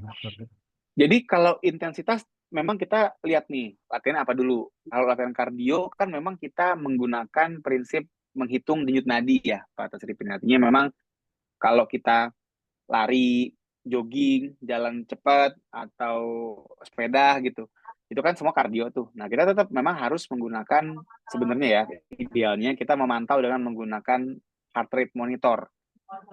Zaman sekarang udah banyak banget yang namanya alat untuk ngecek nadi. dari yang paling murah sampai yang paling mahal banyak. Tapi kalaupun misalnya memang nggak mau pakai juga bisa ngitung manual pakai jari. Itu bisa kita pantau nih. Umumnya ini saya bicara umumnya. Bicara umumnya saya nggak bicara kalau ada gangguan jantung, saya nggak bicara kalau ada gangguan sirkulasi darah. Tapi umumnya kalau kita kondisi cukup aman, cukup sehat, kita bisa pakai patokan itu kalau baru mulai, apalagi main di sekitar 70% dari nadi maksimal. Jadi nadi maksimal itu kalau kita mau estimasi juga bisa dihitung dengan 220 dikurang umur. Jadi kalau umurnya misalnya 40 tahun, ya 220 kurang 40 sama dengan 180. Udah, tinggal cari berapa ya 70% dari 180. Itulah nadi yang kita takar gitu, yang kita targetkan sekitar situ. Jadi ya kalau kita mau bicara olahraganya yang ringan-ringan aja, nggak terlalu berat, ya kurang lebih di situ patokannya. Dan ini juga tadi berlaku sebenarnya untuk timing yang kita tuju juga. Kalau misalnya emang kita mau latihannya di pagi hari atau setelah buka, mungkin kalau kita mau main agak-agak tipis-tipis di situ masih nggak apa-apa. Tapi kalau kita mau mainnya let's say misalnya menjelang berbuka, ya tadi mungkin kita mainnya agak-agak bawah dikit lah dari situ. Jadi kita sekali lagi harus juga menyesuaikan dengan timing. Kalau bicara bulan puasa ya, kita menyocokkan juga dengan timing tadi kan udah dijabarin tuh, mau yang setelah sahur, mau yang sebelum buka, apa yang setelah buka. Nanti disitulah kita bisa menghitung, oke saya main di sini aja deh. Gitu kurang lebih Pak Tasripin. Tadi yang kedua apa Pak Tasripin nih? Pertanyaannya Pak. Sebentar. Tadi ini apa respon tubuh ya kalau udah kelelahan bagaimana? Ya tadi kalau kita bicara efek kelelahan olahraga itu ada dua nih Pak siapa namanya yang bertanya. Nah itu bisa saja kita rasakan tepat saat mengerjakan olahraganya, tapi juga bisa kita rasakan kalau udah berkali-kali olahraga gitu. Jadi kalau misalnya pas lagi olahraga, itu kita waspada dengan tadi yang saya katakan blackout nih. Udah mulai kelingan, udah berkunang-kunang, udah gelap, jangan malah digas terus. Berarti mesti ngelambat gitu. Atau sudah dada sakit, ngap, napas berat, jangan digas, udah diturunin, bahkan berhenti dulu istirahat gitu. Itu kalau pas lagi olahraga. Tapi kalau misalnya kita bicara secara umum gitu ya, secara lebih berkepanjangan, kalau kita olahraga nih udah seminggu ini olahraga 2 minggu, kok jadi lemes badannya, jadi malah nggak bertenaga, jadi kayak gampang marah juga bisa, jadi kayak nggak nafsu makan pas buka atau pas sahur gitu kan, atau tidur juga jadi keganggu. Nah itu jangan-jangan kita sudah berlebihan juga tuh dari jangka yang lebih panjang. Jadi gampangnya sih gini nih Pak, daripada diapalin tadi apa saya omongin ya, kalau olahraga itu dosisnya bener, harusnya terasa nyaman Pak. Ya, kalau dosisnya benar gitu ya, apalagi kita memang bermain di zona yang santai, yang nggak terlalu berat, harusnya kita akan merasakan nyaman, baik saat dan juga setelah ngerjain. Tapi kalau saat dan setelah kita merasa tersiksa atau nggak nyaman badannya, itu mungkin sudah terlalu berat beban atau intensitas. Gampangnya sih gitu Pak. Ya, mungkin gitu Pak Tasripin. Oke, saya kira sudah terjawab untuk pertanyaan dari Pak Abdurrahman tadi. Masih ada lagi dari Bu Tati Elia dari Dinas Kesehatan Tanah Bumbu. Usia saya 50 tahun dan termasuk obesitas. Olahraga jalan atau treadmill dapat menurunkan berat badan, dan berapa lama latihan yang tepat untuk bisa menurunkan berat badan? Tadi barangkali. Oke. Ini menarik nih. Saya selalu mau membahas juga ya. Ini apa? Panjang dikit apa ya? Ini sangat penting nih. Jadi kalau bicara obesitas, bicara kita kegemukan, memang olahraga yang disarankan itu olahraga yang biasanya kita sarankan yang santai. Tapi sebenarnya bukan karena dia membakar lemak, enggak. Dia kita pilih yang low impact dan low intensity karena biasanya orang-orang yang obes itu ada masalah sama persendian. Jadi kalau kita suruh lari, takutnya sakit. Kalau kita suruh lompat-lompatan gitu ya, yang ugal-ugalan gitu, takutnya ntar kenapa-kenapa badannya gitu kan. Apalagi misalkan orang obes juga nggak bugar-bugar banget. Jadi orang yang obesitas kita biasa sarankan bermain di zona latihan yang intensitasnya ya ringan-ringan sedang lah. Tapi sebenarnya kalau bicara untuk memangkas lemak, untuk mengurangi obesitas, mengurangi lemak tubuh, Sebetulnya tuh yang lebih ngebantu adalah yang justru yang high intensity sebenarnya. Kalau ingin dilakukan dengan waktu yang lebih singkat. Karena apa? Untuk bisa mengurangi atau memangkas lemak tubuh, biar nggak obes gitu kan, kita perlu membakar lemak membakar lemak. Kita perlu membakar kalori. Nah ini dia. Membakar kalori sebanyak-banyaknya. Karena kita menciptakan sebuah kondisi yang namanya defisit kalori. Jadi tubuh kita bakal memangkas lemak, bakal ngebakar lemak, kalau kalori yang dibakar itu lebih banyak daripada kalori yang masuk. Nah, syarat untuk bisa kalori yang dibakar banyak, berarti kan kita mesti banyak bergerak dan mesti olahraga yang intens sebenarnya. Jadi kalau kita bandingin lari sama jalan dengan waktu yang sama ya, sama-sama setengah jam gitu, ya pasti kan kalori lebih banyak yang lari dong. Cuman kalau kita tadi yang saya katakan, kalau kita bicara obesitas, kita suruh lari, ntar kenapa-kenapa, sendinya, kenapa-kenapa, jantungnya, kita nggak mau. Makanya kita pakai yang ringan aja nggak apa-apa. Bisa juga kok ngebakar, ngabisin lemak. Tapi konsekuensinya, durasinya harus panjang. Jadi kalau lari tadi mungkin sehari 20 menit udah cukup buat ngebakar lemak, buat mangkas lemaknya gitu kan, untuk fat loss, dengan latihan yang lebih ringan mungkin perlu 40 menit atau lebih. Jadi tadi buat yang bertanya, saya obesitas, memilih jalan di treadmill, silahkan banget. Tapi berarti kalau misalnya emang jalan, kita bikinnya panjang. 40 sampai 60 menit kalau saya. Jadi kalau bicara target goal-nya, itu kalau bisa seminggu kekumpul 300 menit. 200 sampai 300 menit. Jadi kalau seminggu 5 kali, ada di kisaran 40 sampai 60 menit per sesi. Gitu. Dibandingkan kalau kita bisa olahraga yang lebih intens, itu mungkin cuma sehari 20 menit juga dapat. Atau mungkin 30 menit lah. Tapi itu ntar lah. Itu nanti kalau udah mungkin lebih terlatih badannya. Obesnya udah lebih berkurang. Sehingga sendi lebih aman. Tubuh juga kita pastikan aman buat lari. Boleh. Tapi kalau baru mau mulai, belum terlatih itu, setuju, kita pakai yang aman-aman dulu, tapi durasinya harus mau nggak mau lebih panjang. Dan jangan lupa dari asupan makan juga. Asupan makan jangan sampai kurang. Jangan sampai lebih maksudnya. Jangan sampai nggak terkontrol. Gitu Pak Tasripin mungkin yang bisa saya sampaikan. Oke. Jadi harus dijaga juga ya, intensitas Harus. olahraganya, durasinya harus diseimbangkan. Gitu dok ya? Betul sekali. Oke dok. Ya, masih ada lagi? Masih punya waktu ya dokter Vika ya? Satu lagi terakhir ya Pak, Oke. soalnya saya mesti berangkat Jumatan Satu nih Bu. lagi. Saya ngejar klik-klik Ya. soalnya. Ada Bu Hani ya. Bu Hani menanyakan berapa lama durasi untuk latihan untuk kategori pelajar, terutama kategori SD di bulan Ramadan. Paginya sekolah, sorenya latihan. Untuk olahraga, panahan tradisional atau horseball dan horseback, archery. Oke. Saya kira itu, dokter silakan. Oke, baik. Jadi memang sebenarnya gini Pak, kalau bicara berapa sih maksimalnya latihan orang? Tadi kan saya menyampaikan ada tadi orang obesitas 200 sampai 300 menit per minggu. Itu kan minimal tuh kalau mau efektif. Untuk maksimal, nah ini sebenarnya sampai sekarang belum ada satu konsensus yang kuat gitu ya untuk kemudian membatasi maksimal sekian jam, itu nggak ada. Tapi nah ini ada satu satu pendapat yang saya rasa cukup saya bisa pakai lah gitu untuk praktek sehari-hari untuk anak-anak. Itu mudahnya adalah dalam 1 minggu itu harus ada minimal 1 atau 2 hari istirahat. Jadi nggak boleh setiap hari gitu ya untuk latihannya. Dan total mingguannya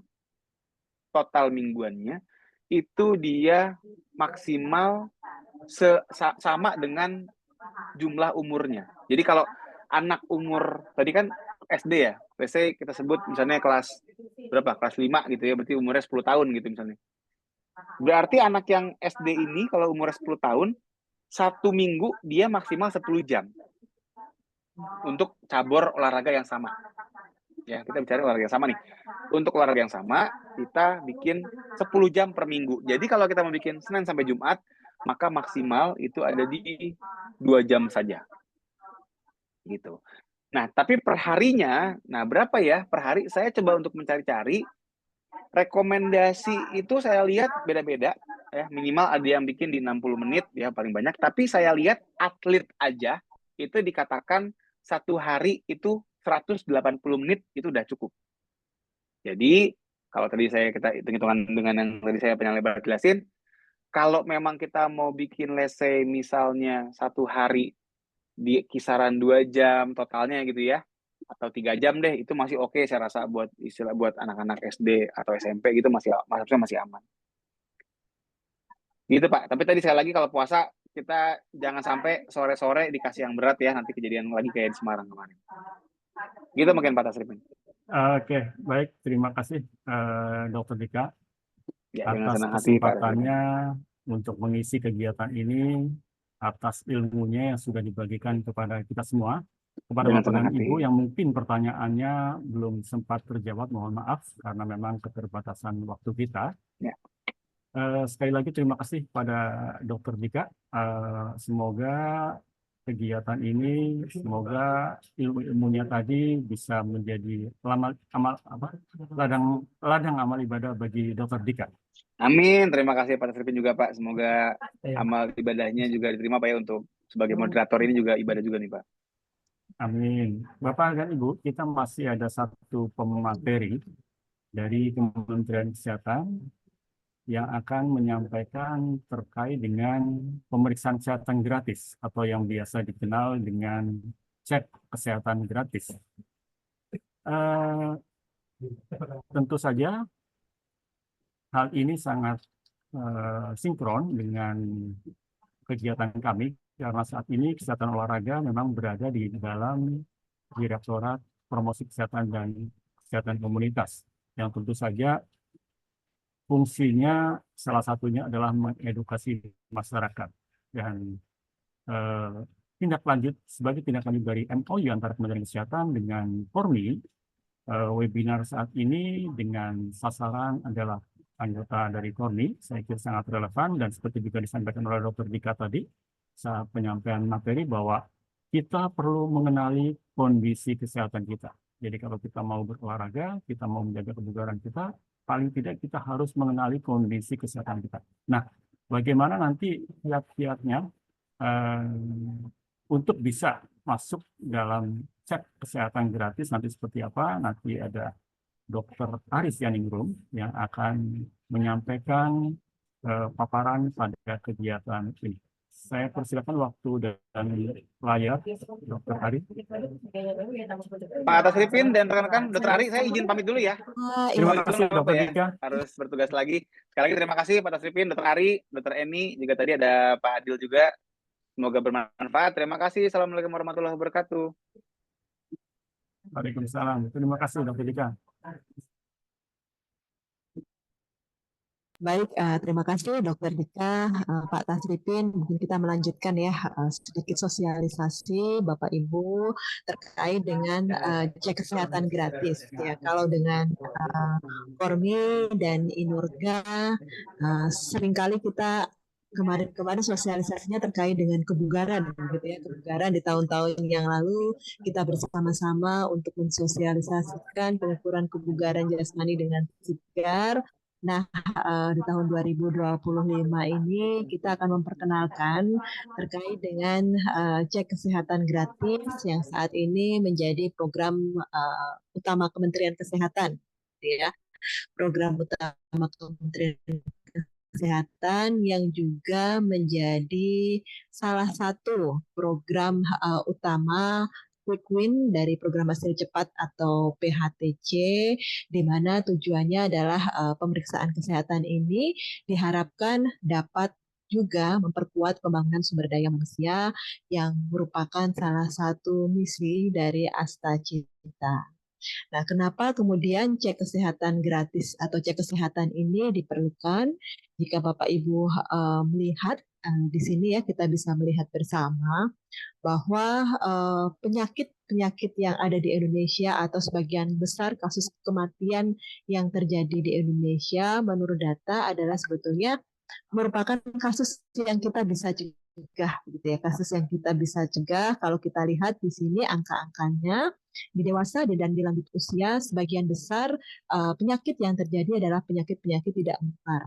Jantung, stroke, kemudian kencing manis, kemudian sirosis hati dan yang lain-lain yang seharusnya ini adalah hal yang kita bisa cegah seperti itu.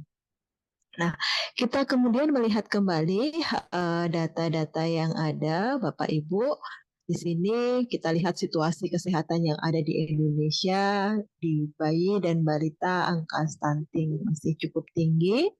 Untuk anak usia sekolah dan remaja ada anemia yang perlu diperhatikan, masalah kesehatan yang perlu diperhatikan, dan di usia dewasa dan lanjut usia ini tadi kembali bahwa masalah-masalah yang berhubungan dengan berbagai faktor resiko penyakit tidak menular ini juga menjadi hal yang perlu mendapat perhatian. Kita lihat di sini obesitas angkanya cukup besar 23,4%, kemudian hipertensi atau tekanan darah tinggi 30,8%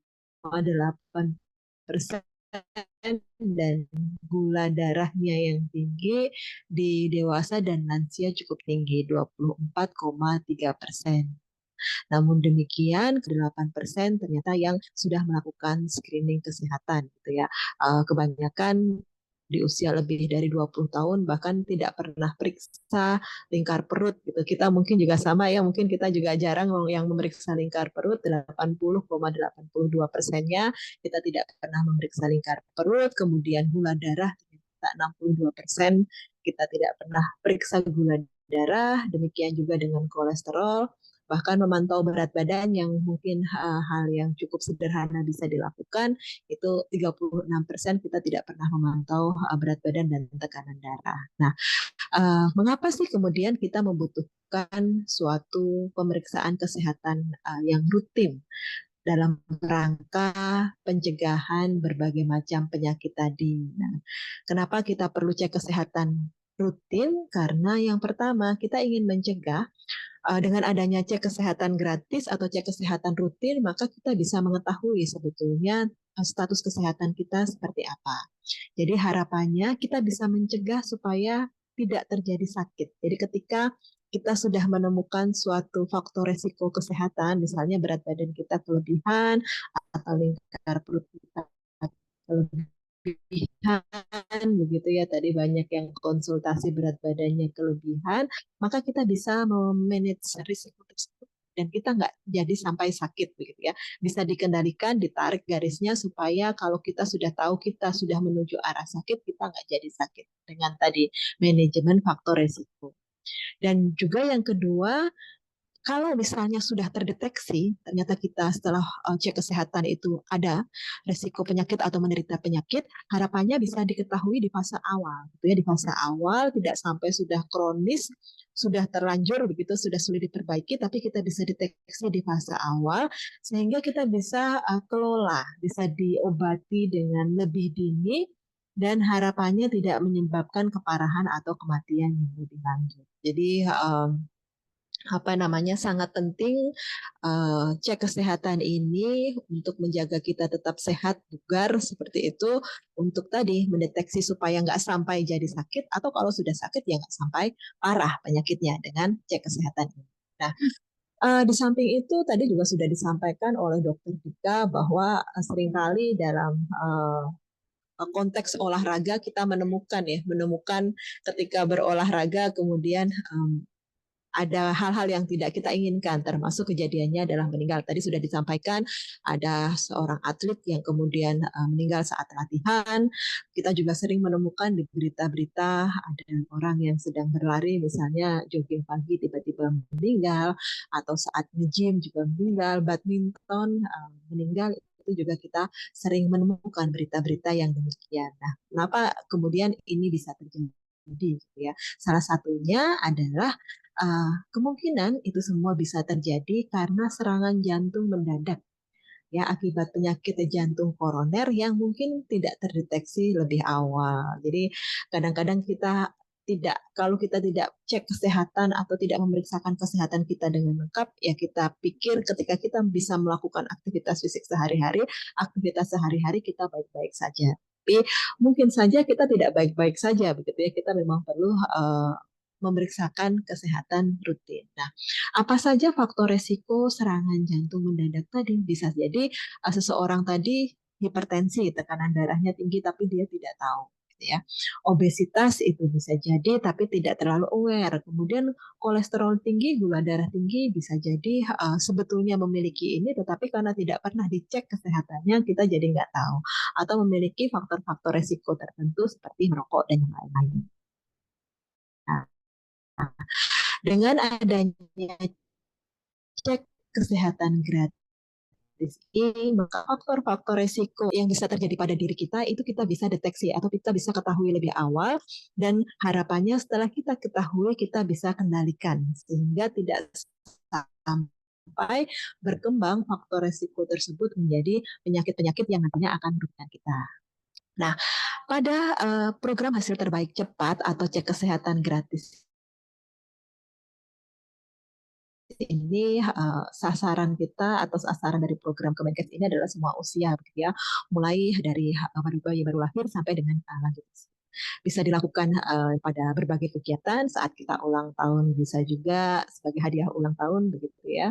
Kemudian CKG atau cek kesehatan gratis nantinya akan dilakukan untuk anak-anak kita di sekolah dan pada komunitas nantinya juga bisa dilakukan. Jadi komunitas seperti Kormi dan yang lain induk akan diberikan mendapatkan kesempatan atlet sekolah. Nah, bukan atau yang aktif setiap usia ini memiliki diri. Misalnya kalau untuk bayi pemeriksaan yang dilakukan. Untuk balita ada 8 paket jenis pemeriksaannya.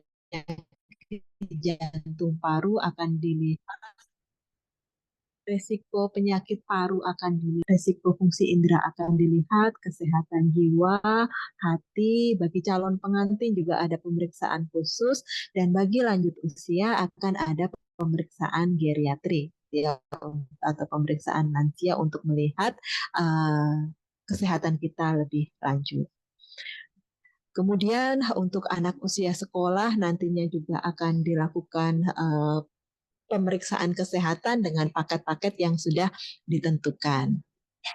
Nah, untuk cek kesehatan gratis ini sudah dilakukan kick off ya dan sudah dilakukan di berbagai puskesmas, berbagai kota,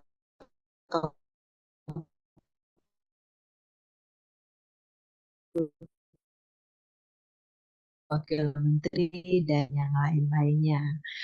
Nah, kemudian kita akan masuk Bapak Ibu kalau untuk dewasa gratis apa saja sih yang akan dicek? Tadi ada 8 paket pemeriksaan ya, tetapi kita coba breakdown lagi. Jadi nanti Bapak Ibu atau anggota induk organisasi olahraga atau Kormi ketika melakukan cek kesehatan gratis paket lengkap yang ada di puskesmas begitu ya akan mendapatkan pemeriksaan atau akan diukur hal-hal ini. Yang pertama adalah kebiasaan merokok. Nanti akan dilihat ya kuesioner mandiri perilaku merokoknya seperti apa untuk mendeteksi faktor risiko perilaku merokok. Lalu kemudian akan dilihat nih tingkat aktivitas fisiknya. Jadi tidak hanya kebugaran, nanti juga akan dilihat kuesioner mandiri untuk melihat tingkat aktivitas fisiknya sudah cukup atau belum. Lalu akan dilihat status gizinya. Status gizinya nanti Bapak Ibu akan mengetahui apakah masuk dalam kategorinya apa, overweight, obesitas, atau normal. Tentunya kalau sudah masuk overweight dan obesitas itu berisiko terhadap penyakit kardiovaskuler dan tentunya akan mendapatkan edukasi gizi secara lebih mendalam. Lalu akan diperiksa juga giginya, dilihat karies ada atau tidak, seperti itu ya. Nanti bisa dilihat deteksi karies dan ada gigi goyang, lalu akan diperiksa tekanan darah, akan diperiksa gula darahnya Bapak Ibu, lalu jika Bapak Ibu berusia lebih atau sama dengan 40 tahun seperti saya ini nanti akan dilihat risiko stroke dan jantung. Jadi mulai 40 tahun akan dilihat faktor resiko tersebut dan akan ditambah dengan pemeriksaannya profil lipid. Jadi tidak hanya gula darahnya saja, tetapi tadi kolesterol, profil lipid ya, HDL, LDL, triglycerid itu juga akan diperiksa dan akan diperiksa jantungnya menggunakan EKG. Jadi faktor-faktor resiko ini akan diperiksa. Demikian juga tadi kalau sudah usia lebih dari 40 tahun akan diperiksa juga fungsi ginjalnya. Fungsi ginjalnya akan diperiksa. Lalu TB, faktor resiko menderita tuberkulosis ya akan diperiksa juga. Faktor resiko kita menderita penyakit paru obstruktif kronik juga akan diperiksa. Lalu faktor resiko kanker payudara untuk wanita lebih sama dengan 30 tahun dan juga faktor resiko kanker leher rahim ini juga akan diperiksa.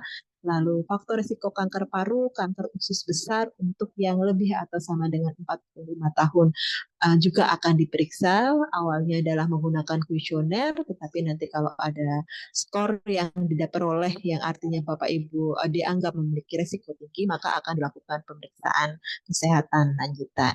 Pemeriksaan kesehatan lain yang akan diterima adalah periksa telinga, jadi pemeriksaan indera, telinga, kemudian akan dilihat matanya plus minus gitu ya. Kita yang sudah di usia lebih dari 40 tahun, lalu akan dilihat nih kuesioner mandiri kejiwaan akan diperiksa kejiwaannya seperti apa. Apakah ada risiko depresi atau kecemasan nanti akan dilihat dari isian kuesioner mandiri. Demikian juga nantinya akan diperiksa juga hatinya, kondisi aslinya seperti apa, apakah ada faktor risiko untuk menderita hepatitis B atau C, tentunya kalau ada faktor risiko akan dilakukan pemeriksaan lanjutan. Dan untuk calon pengantin, tadi kalau usianya adalah usia-usia calon pengantin, maka akan diberikan pemeriksaan tambahan, begitu ya, berupa anemia, sifilis, HIV nanti akan dilihat.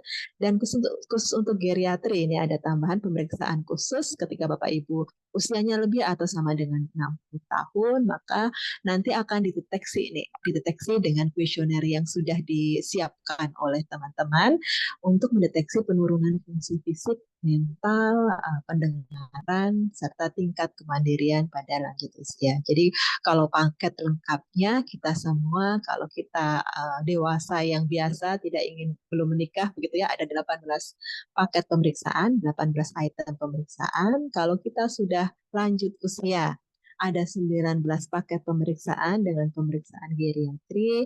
Kalau kita adalah dewasa yang ingin menikah calon pengantin, ada juga 19 paket pemeriksaan. Jadi ketika kita datang ke puskesmas untuk mendapatkan cek kesehatan gratis, maka paket-paket inilah yang akan Bapak Ibu terima gitu. Atau paket-paket itulah atau pemeriksaan kesehatan yang bisa Bapak Ibu peroleh gitu ya.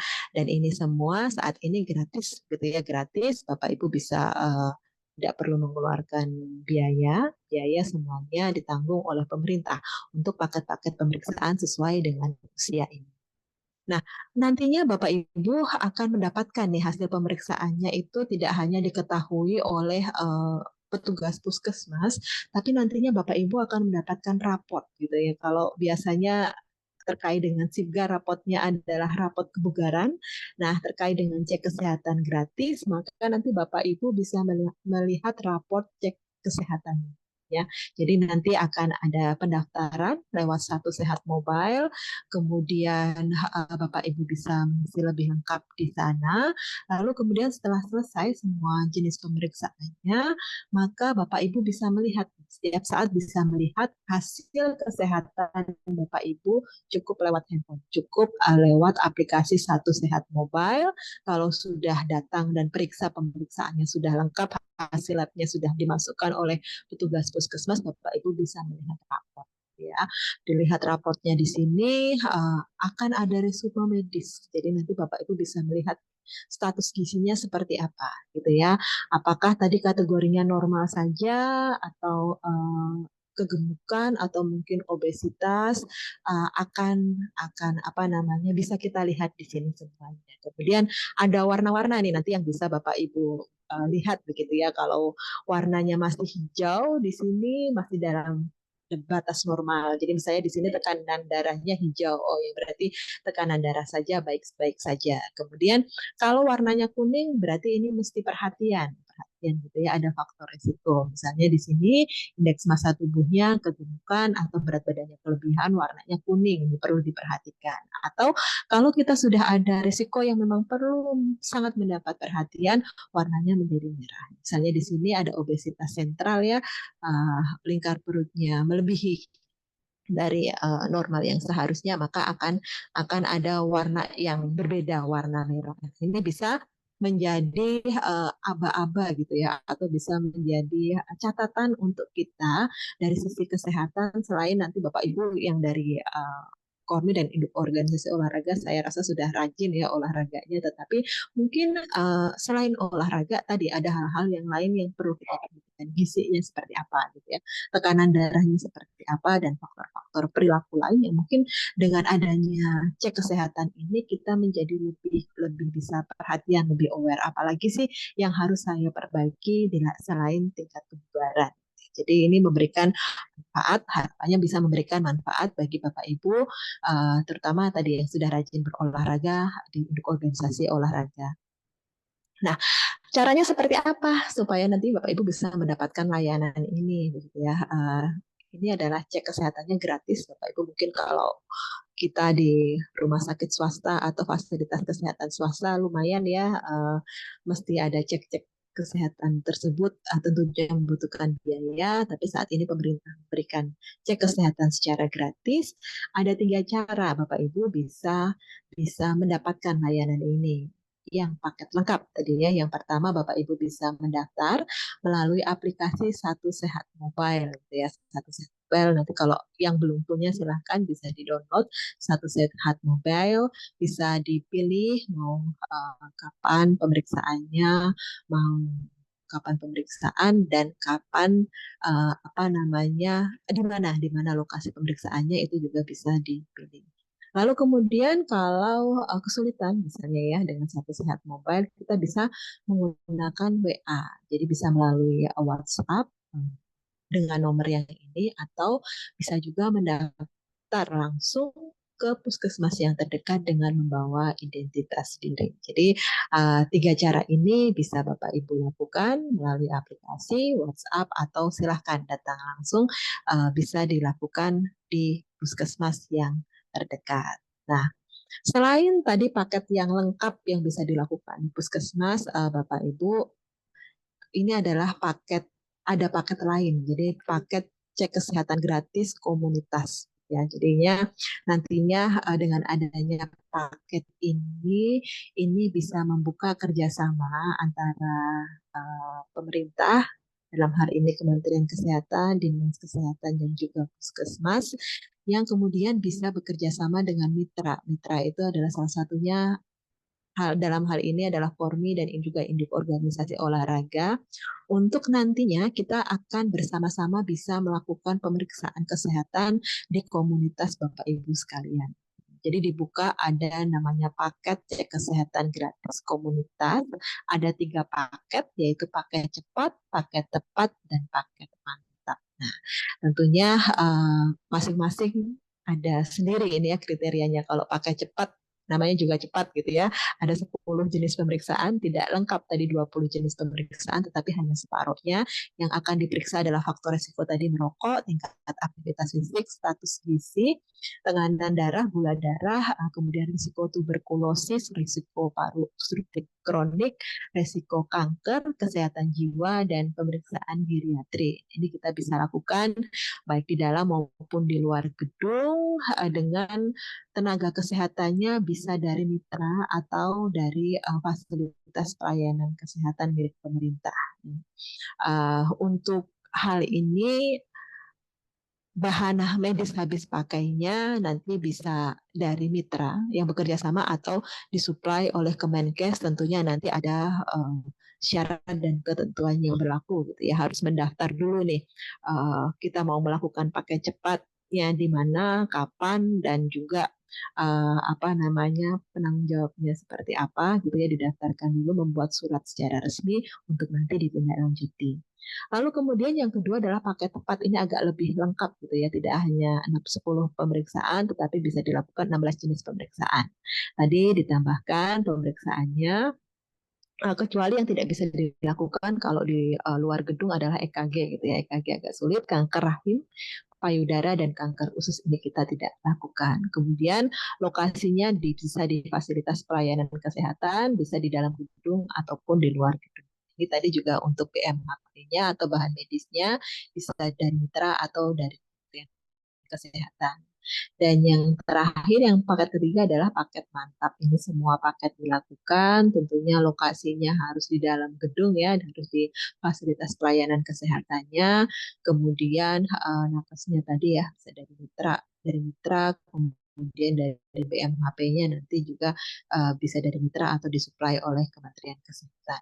Tentunya untuk mengikuti semua paket ini nanti pesertanya juga harus mengikuti atau mengisi dulu kuesioner mandiri dan paket ini sedang dalam proses gitu ya. Jadi kita memperkenalkan dulu bahwa nantinya akan ada paket ini yang nantinya kita bisa kerjasamakan dengan mitra, baik di organisasi olahraga maupun di Kormi ketika ada kegiatan bisa ditambahkan cek kesehatan gratis dan tentunya nantinya ada syarat dan ketentuan berlaku yang perlu di apa namanya diisi atau disiapkan oleh mitra. Dalam hal ini adalah induk organisasi olahraga dan juga Kormi. Nah, harapannya terkait dengan cek kesehatan gratis ini nantinya kita bisa bersama-sama gitu ya, bekerja sama dan harapannya Kementerian Kesehatan bisa mendapatkan dukungan baik dari Kormi, Kormi pusat, daerah, maupun induk organisasi olahraga yang berhimpun di Kormi untuk kita mendapatkan dukungan pelaksanaan, gitu ya, baik berupa dukungan operasional, mungkin kalau induk organisasi olahraga melakukan suatu kegiatan kalau bisa ada voucher kegiatan gratis gitu ya mungkin ya untuk anggota yang melakukan cek kesehatan gratis atau mungkin anggota yang punya hasil cek kesehatan gratisnya hijau semua, bagus semua, itu mungkin ada reward tertentu yang bisa diberikan oleh induk organisasi olahraga, itu juga merupakan suatu dukungan dari kami. Kemudian hasil tadi rapot cek kesehatan gratis harapannya bisa menjadi suatu pertimbangan persyaratan gitu ya, persyaratan untuk anggota mengikuti suatu kegiatan olahraga, terutama kalau olahraganya ekstrim gitu ya. Olahraganya ekstrim, harapannya itu bisa menjadi suatu pertimbangan. Lalu bisa kita berikan atau harapannya nantinya bisa ada dukungan kegiatan untuk penyelenggaraan pemeriksaan kesehatan di komunitas. Di komunitas dalam hal ini adalah bisa dilakukan nanti mungkin di dalam suatu kegiatan induk organisasi olahraga yang besar, misalnya ada ulang tahun apa gitu ya Inorga, selain mungkin bentuk-bentuk kegiatan lain, bisa harapannya nantinya bisa diselenggarakan juga pemeriksaan kesehatan gratis dengan paket-paket yang sudah ada, cepat, tepat, atau mantap, bekerja sama dengan dinas kesehatan setempat. Tentunya tadi ada syarat dan ketentuan berlaku, harus bersurat izin. Dan tentunya sosialisasi ini harapannya tidak berhenti di sini. Harapan kami nantinya Korni dan juga induk organisasi olahraga dapat melanjutkan sosialisasi kesehatan gratis ini dan meningkatkan kesadaran anggota untuk kita tidak hanya berolahraga rutin gitu ya, tidak berolahraga rutin saja, tetapi juga kita perlu tahu kondisi kesehatan kita melalui cek kesehatan tadi yang saat ini bisa kita dapatkan gratis di fasilitas pelayanan kesehatan pemerintah yaitu di Puskesmas, dan penyebarluasan informasi ini juga kami harapkan nanti kita bisa lakukan bersama-sama, dan tentunya harapan yang lainnya adalah harapan utamanya adalah bisa menggerakkan anggota gitu ya, anggota ayo kita tahu status kesehatan kita atau kondisi kesehatan kita saat ini seperti apa sih, kita bisa melakukan cek kesehatan gratis di Puskesmas sebagai salah satu upaya untuk pencegahan penyakit. Nah, mungkin itu Bapak Ibu yang dapat kami sampaikan sekilas mengenai cek kesehatan gratis dan besar harapan kami supaya nantinya ini bisa disosialisasikan lebih lanjut ya ke anggota-anggota Inorga ke komunitasnya masing-masing, dan kita juga buka kerjasama tadi ya untuk paket komunitas di kedepannya kita bisa lakukan. Mungkin itu Pak Tasripin yang bisa kami sampaikan terkait dengan sosialisasi cek kesehatan gratis.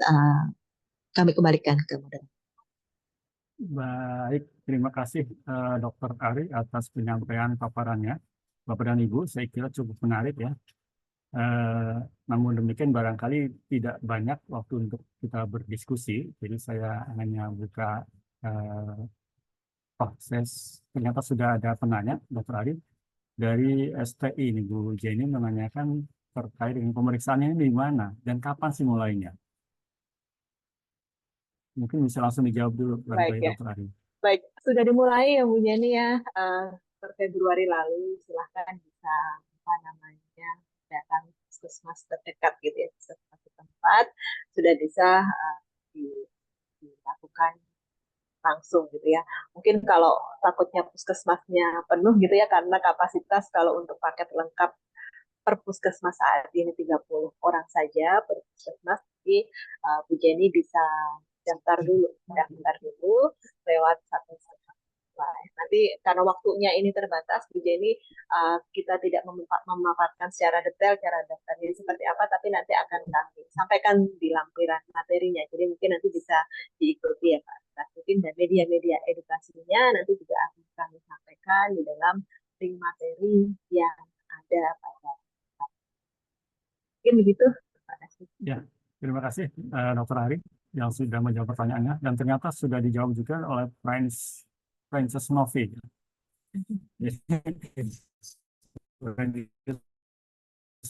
Novi sudah menjawab pertanyaan dari Bu Jenny, karena memang saat ini biasa dikenal di masyarakat cek kesehatan gratis sudah dimulai, sudah dari tanggal 6 Februari ya, sudah di-off-nya. Saya lihat di kolom chat tidak ada lagi yang menanyakan. Mungkin atau boleh satu lagi yang ingin bertanya langsung ya, Dr. Ali ya. Kita buka satu penanya kalau ada yang ingin menanyakan secara langsung. Ada? Baik, kayaknya karena waktunya juga mungkin sudah sebagian bersiap-siap untuk pergi ke masjid untuk melaksanakan sholat Jumat juga, karena hari ini adalah hari Jumat dan sudah hampir setengah 12. Bapak dan Ibu, mohon maaf, saya tidak membuka sesi tanya jawab berikutnya. Barangkali saya akan menutup untuk kegiatan, bukan menutup kegiatan, tapi sebagai moderator saya ingin menutup diskusi ini. Tadi kita sudah mendengarkan banyak wawasan yang menarik, baik dari Dr. Dika terkait dengan jurus tetap sehat selama puasa, dan juga oleh Dr. Ari terkait dengan sosialisasi pemeriksaan kesehatan gratis. Dr. Dika tadi menyampaikan untuk menjadi sehat ada 4 pilar hidup sehat, yaitu bagaimana kita menjaga kebugaran dengan aktivitas fisik yang cukup, kemudian cukup istirahat, nutrisi yang seimbang, dan kesehatan mental juga harus dijaga. Kemudian manfaat dari tetap menjaga latihan fisik di bulan puasa adalah menjaga kondisi kesehatan fisik dan mental, juga menjaga tingkat kebugaran kita. Ada 3 pilihan waktu untuk berolahraga. Kemudian kecukupan tidur juga sesuatu yang harus dijaga juga. Dan kita harus mengenali kondisi kesehatan kita dengan melakukan cek kesehatan gratis. Dan tadi juga Dr. Ari menyampaikan bahwa cek kesehatan gratis berlaku untuk semua. Jadi semua masyarakat mengikuti siklus hidup. Ya, jadi ada paket-paket pemeriksaan yang berbeda-beda pada setiap siklus hidupnya. Kemudian ada 3 cara untuk melakukan pendaftaran pemeriksaan kesehatan gratis ini. Melalui aplikasi Satu Sehat. Aplikasi Satu Sehat ini adalah aplikasi yang dulunya adalah Peduli Lindungi. Jadi aplikasi yang dulunya adalah aplikasi Peduli Lindungi pada saat zaman COVID. Kemudian aplikasi tersebut sudah bertransformasi menjadi aplikasi Satu Sehat. Kemudian cara yang kedua melalui WA, Kemenkes, dan yang ketiganya ke Fasiankes secara langsung. Kemudian juga ada 3 paket untuk pemeriksaan kesehatan gratis untuk komunitas. yaitu paket cepat, paket tepat, dan paket mantap. Anggota Kormi dapat melakukan cek kesehatan gratis ini, jadi silakan dimanfaatkan seoptimal mungkin. Terima kasih kami sampaikan kepada Dr. Dika dan Dr. Ari yang sudah membagikan ilmunya. Semoga menjadi ladang kebaikan bagi dokter-dokter semua. Dan kepada seluruh peserta, terima kasih atas partisipasinya mengikuti kegiatan kami. Kami berharap agar kegiatan hari ini tidak berhenti sampai di Bapak dan Ibu, tapi tolong juga disebarluaskan kepada orang-orang terdekat di sekitar Bapak dan Ibu semua.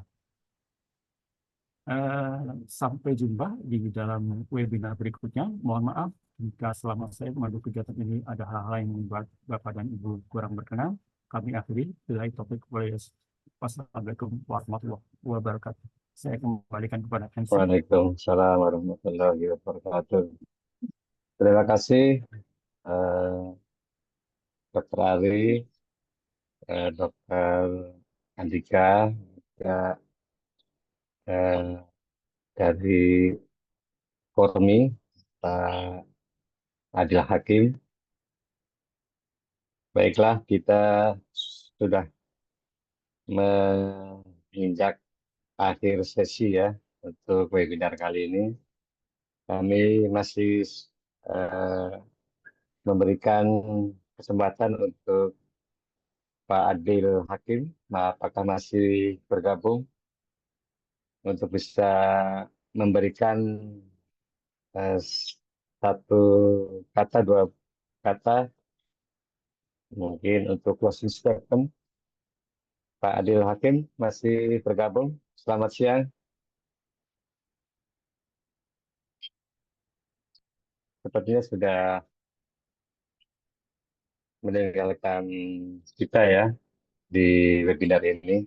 Baiklah, sehubungan karena waktu sudah menunjukkan pukul 11.37 waktu Indonesia Barat, dan sebentar lagi kita akan menunaikan ibadah sholat Jumat, maka kami mewakili pimpinan Ibu Direktur untuk menutup acara webinar ini, dan semoga Tuhan Yang Maha Esa selalu memberikan kemudahan dan keberhasilan untuk segala apa yang kita lakukan, dan untuk menjadikan masyarakat mendapatkan investasi untuk masa depan, membantu hidup lebih sehat, dan kita semua diberikan panjang umur dan bebas dari penyakit.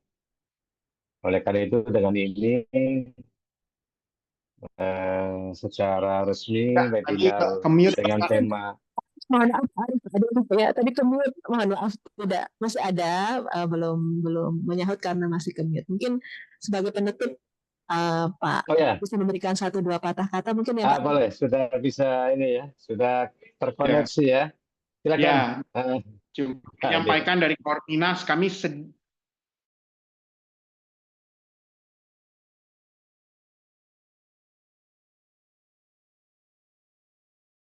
dan juga mempromosikan program-program kesehatan kepada sekian saja saya bisa sampaikan. Terima kasih Bapak-bapak, Ibu-ibu. Baik, terima kasih Pak Adil Hakim atas closing statement-nya. Mudah-mudahan apa yang sudah kita lakukan bersama dapat memberikan manfaat sebesar-besarnya bagi masyarakat. Saya kira itu dari kami mewakili pimpinan. Dengan ini secara resmi webinar yang bertema tips sehat Ramadan dan sosialisasi cek kesehatan gratis. Dengan ini secara resmi kami tutup. Wassalamualaikum warahmatullahi wabarakatuh. Terima kasih. Waalaikumsalam. Waalaikumsalam. Terima kasih Pak. Waalaikumsalam warahmatullahi wabarakatuh. Salam. Terima kasih.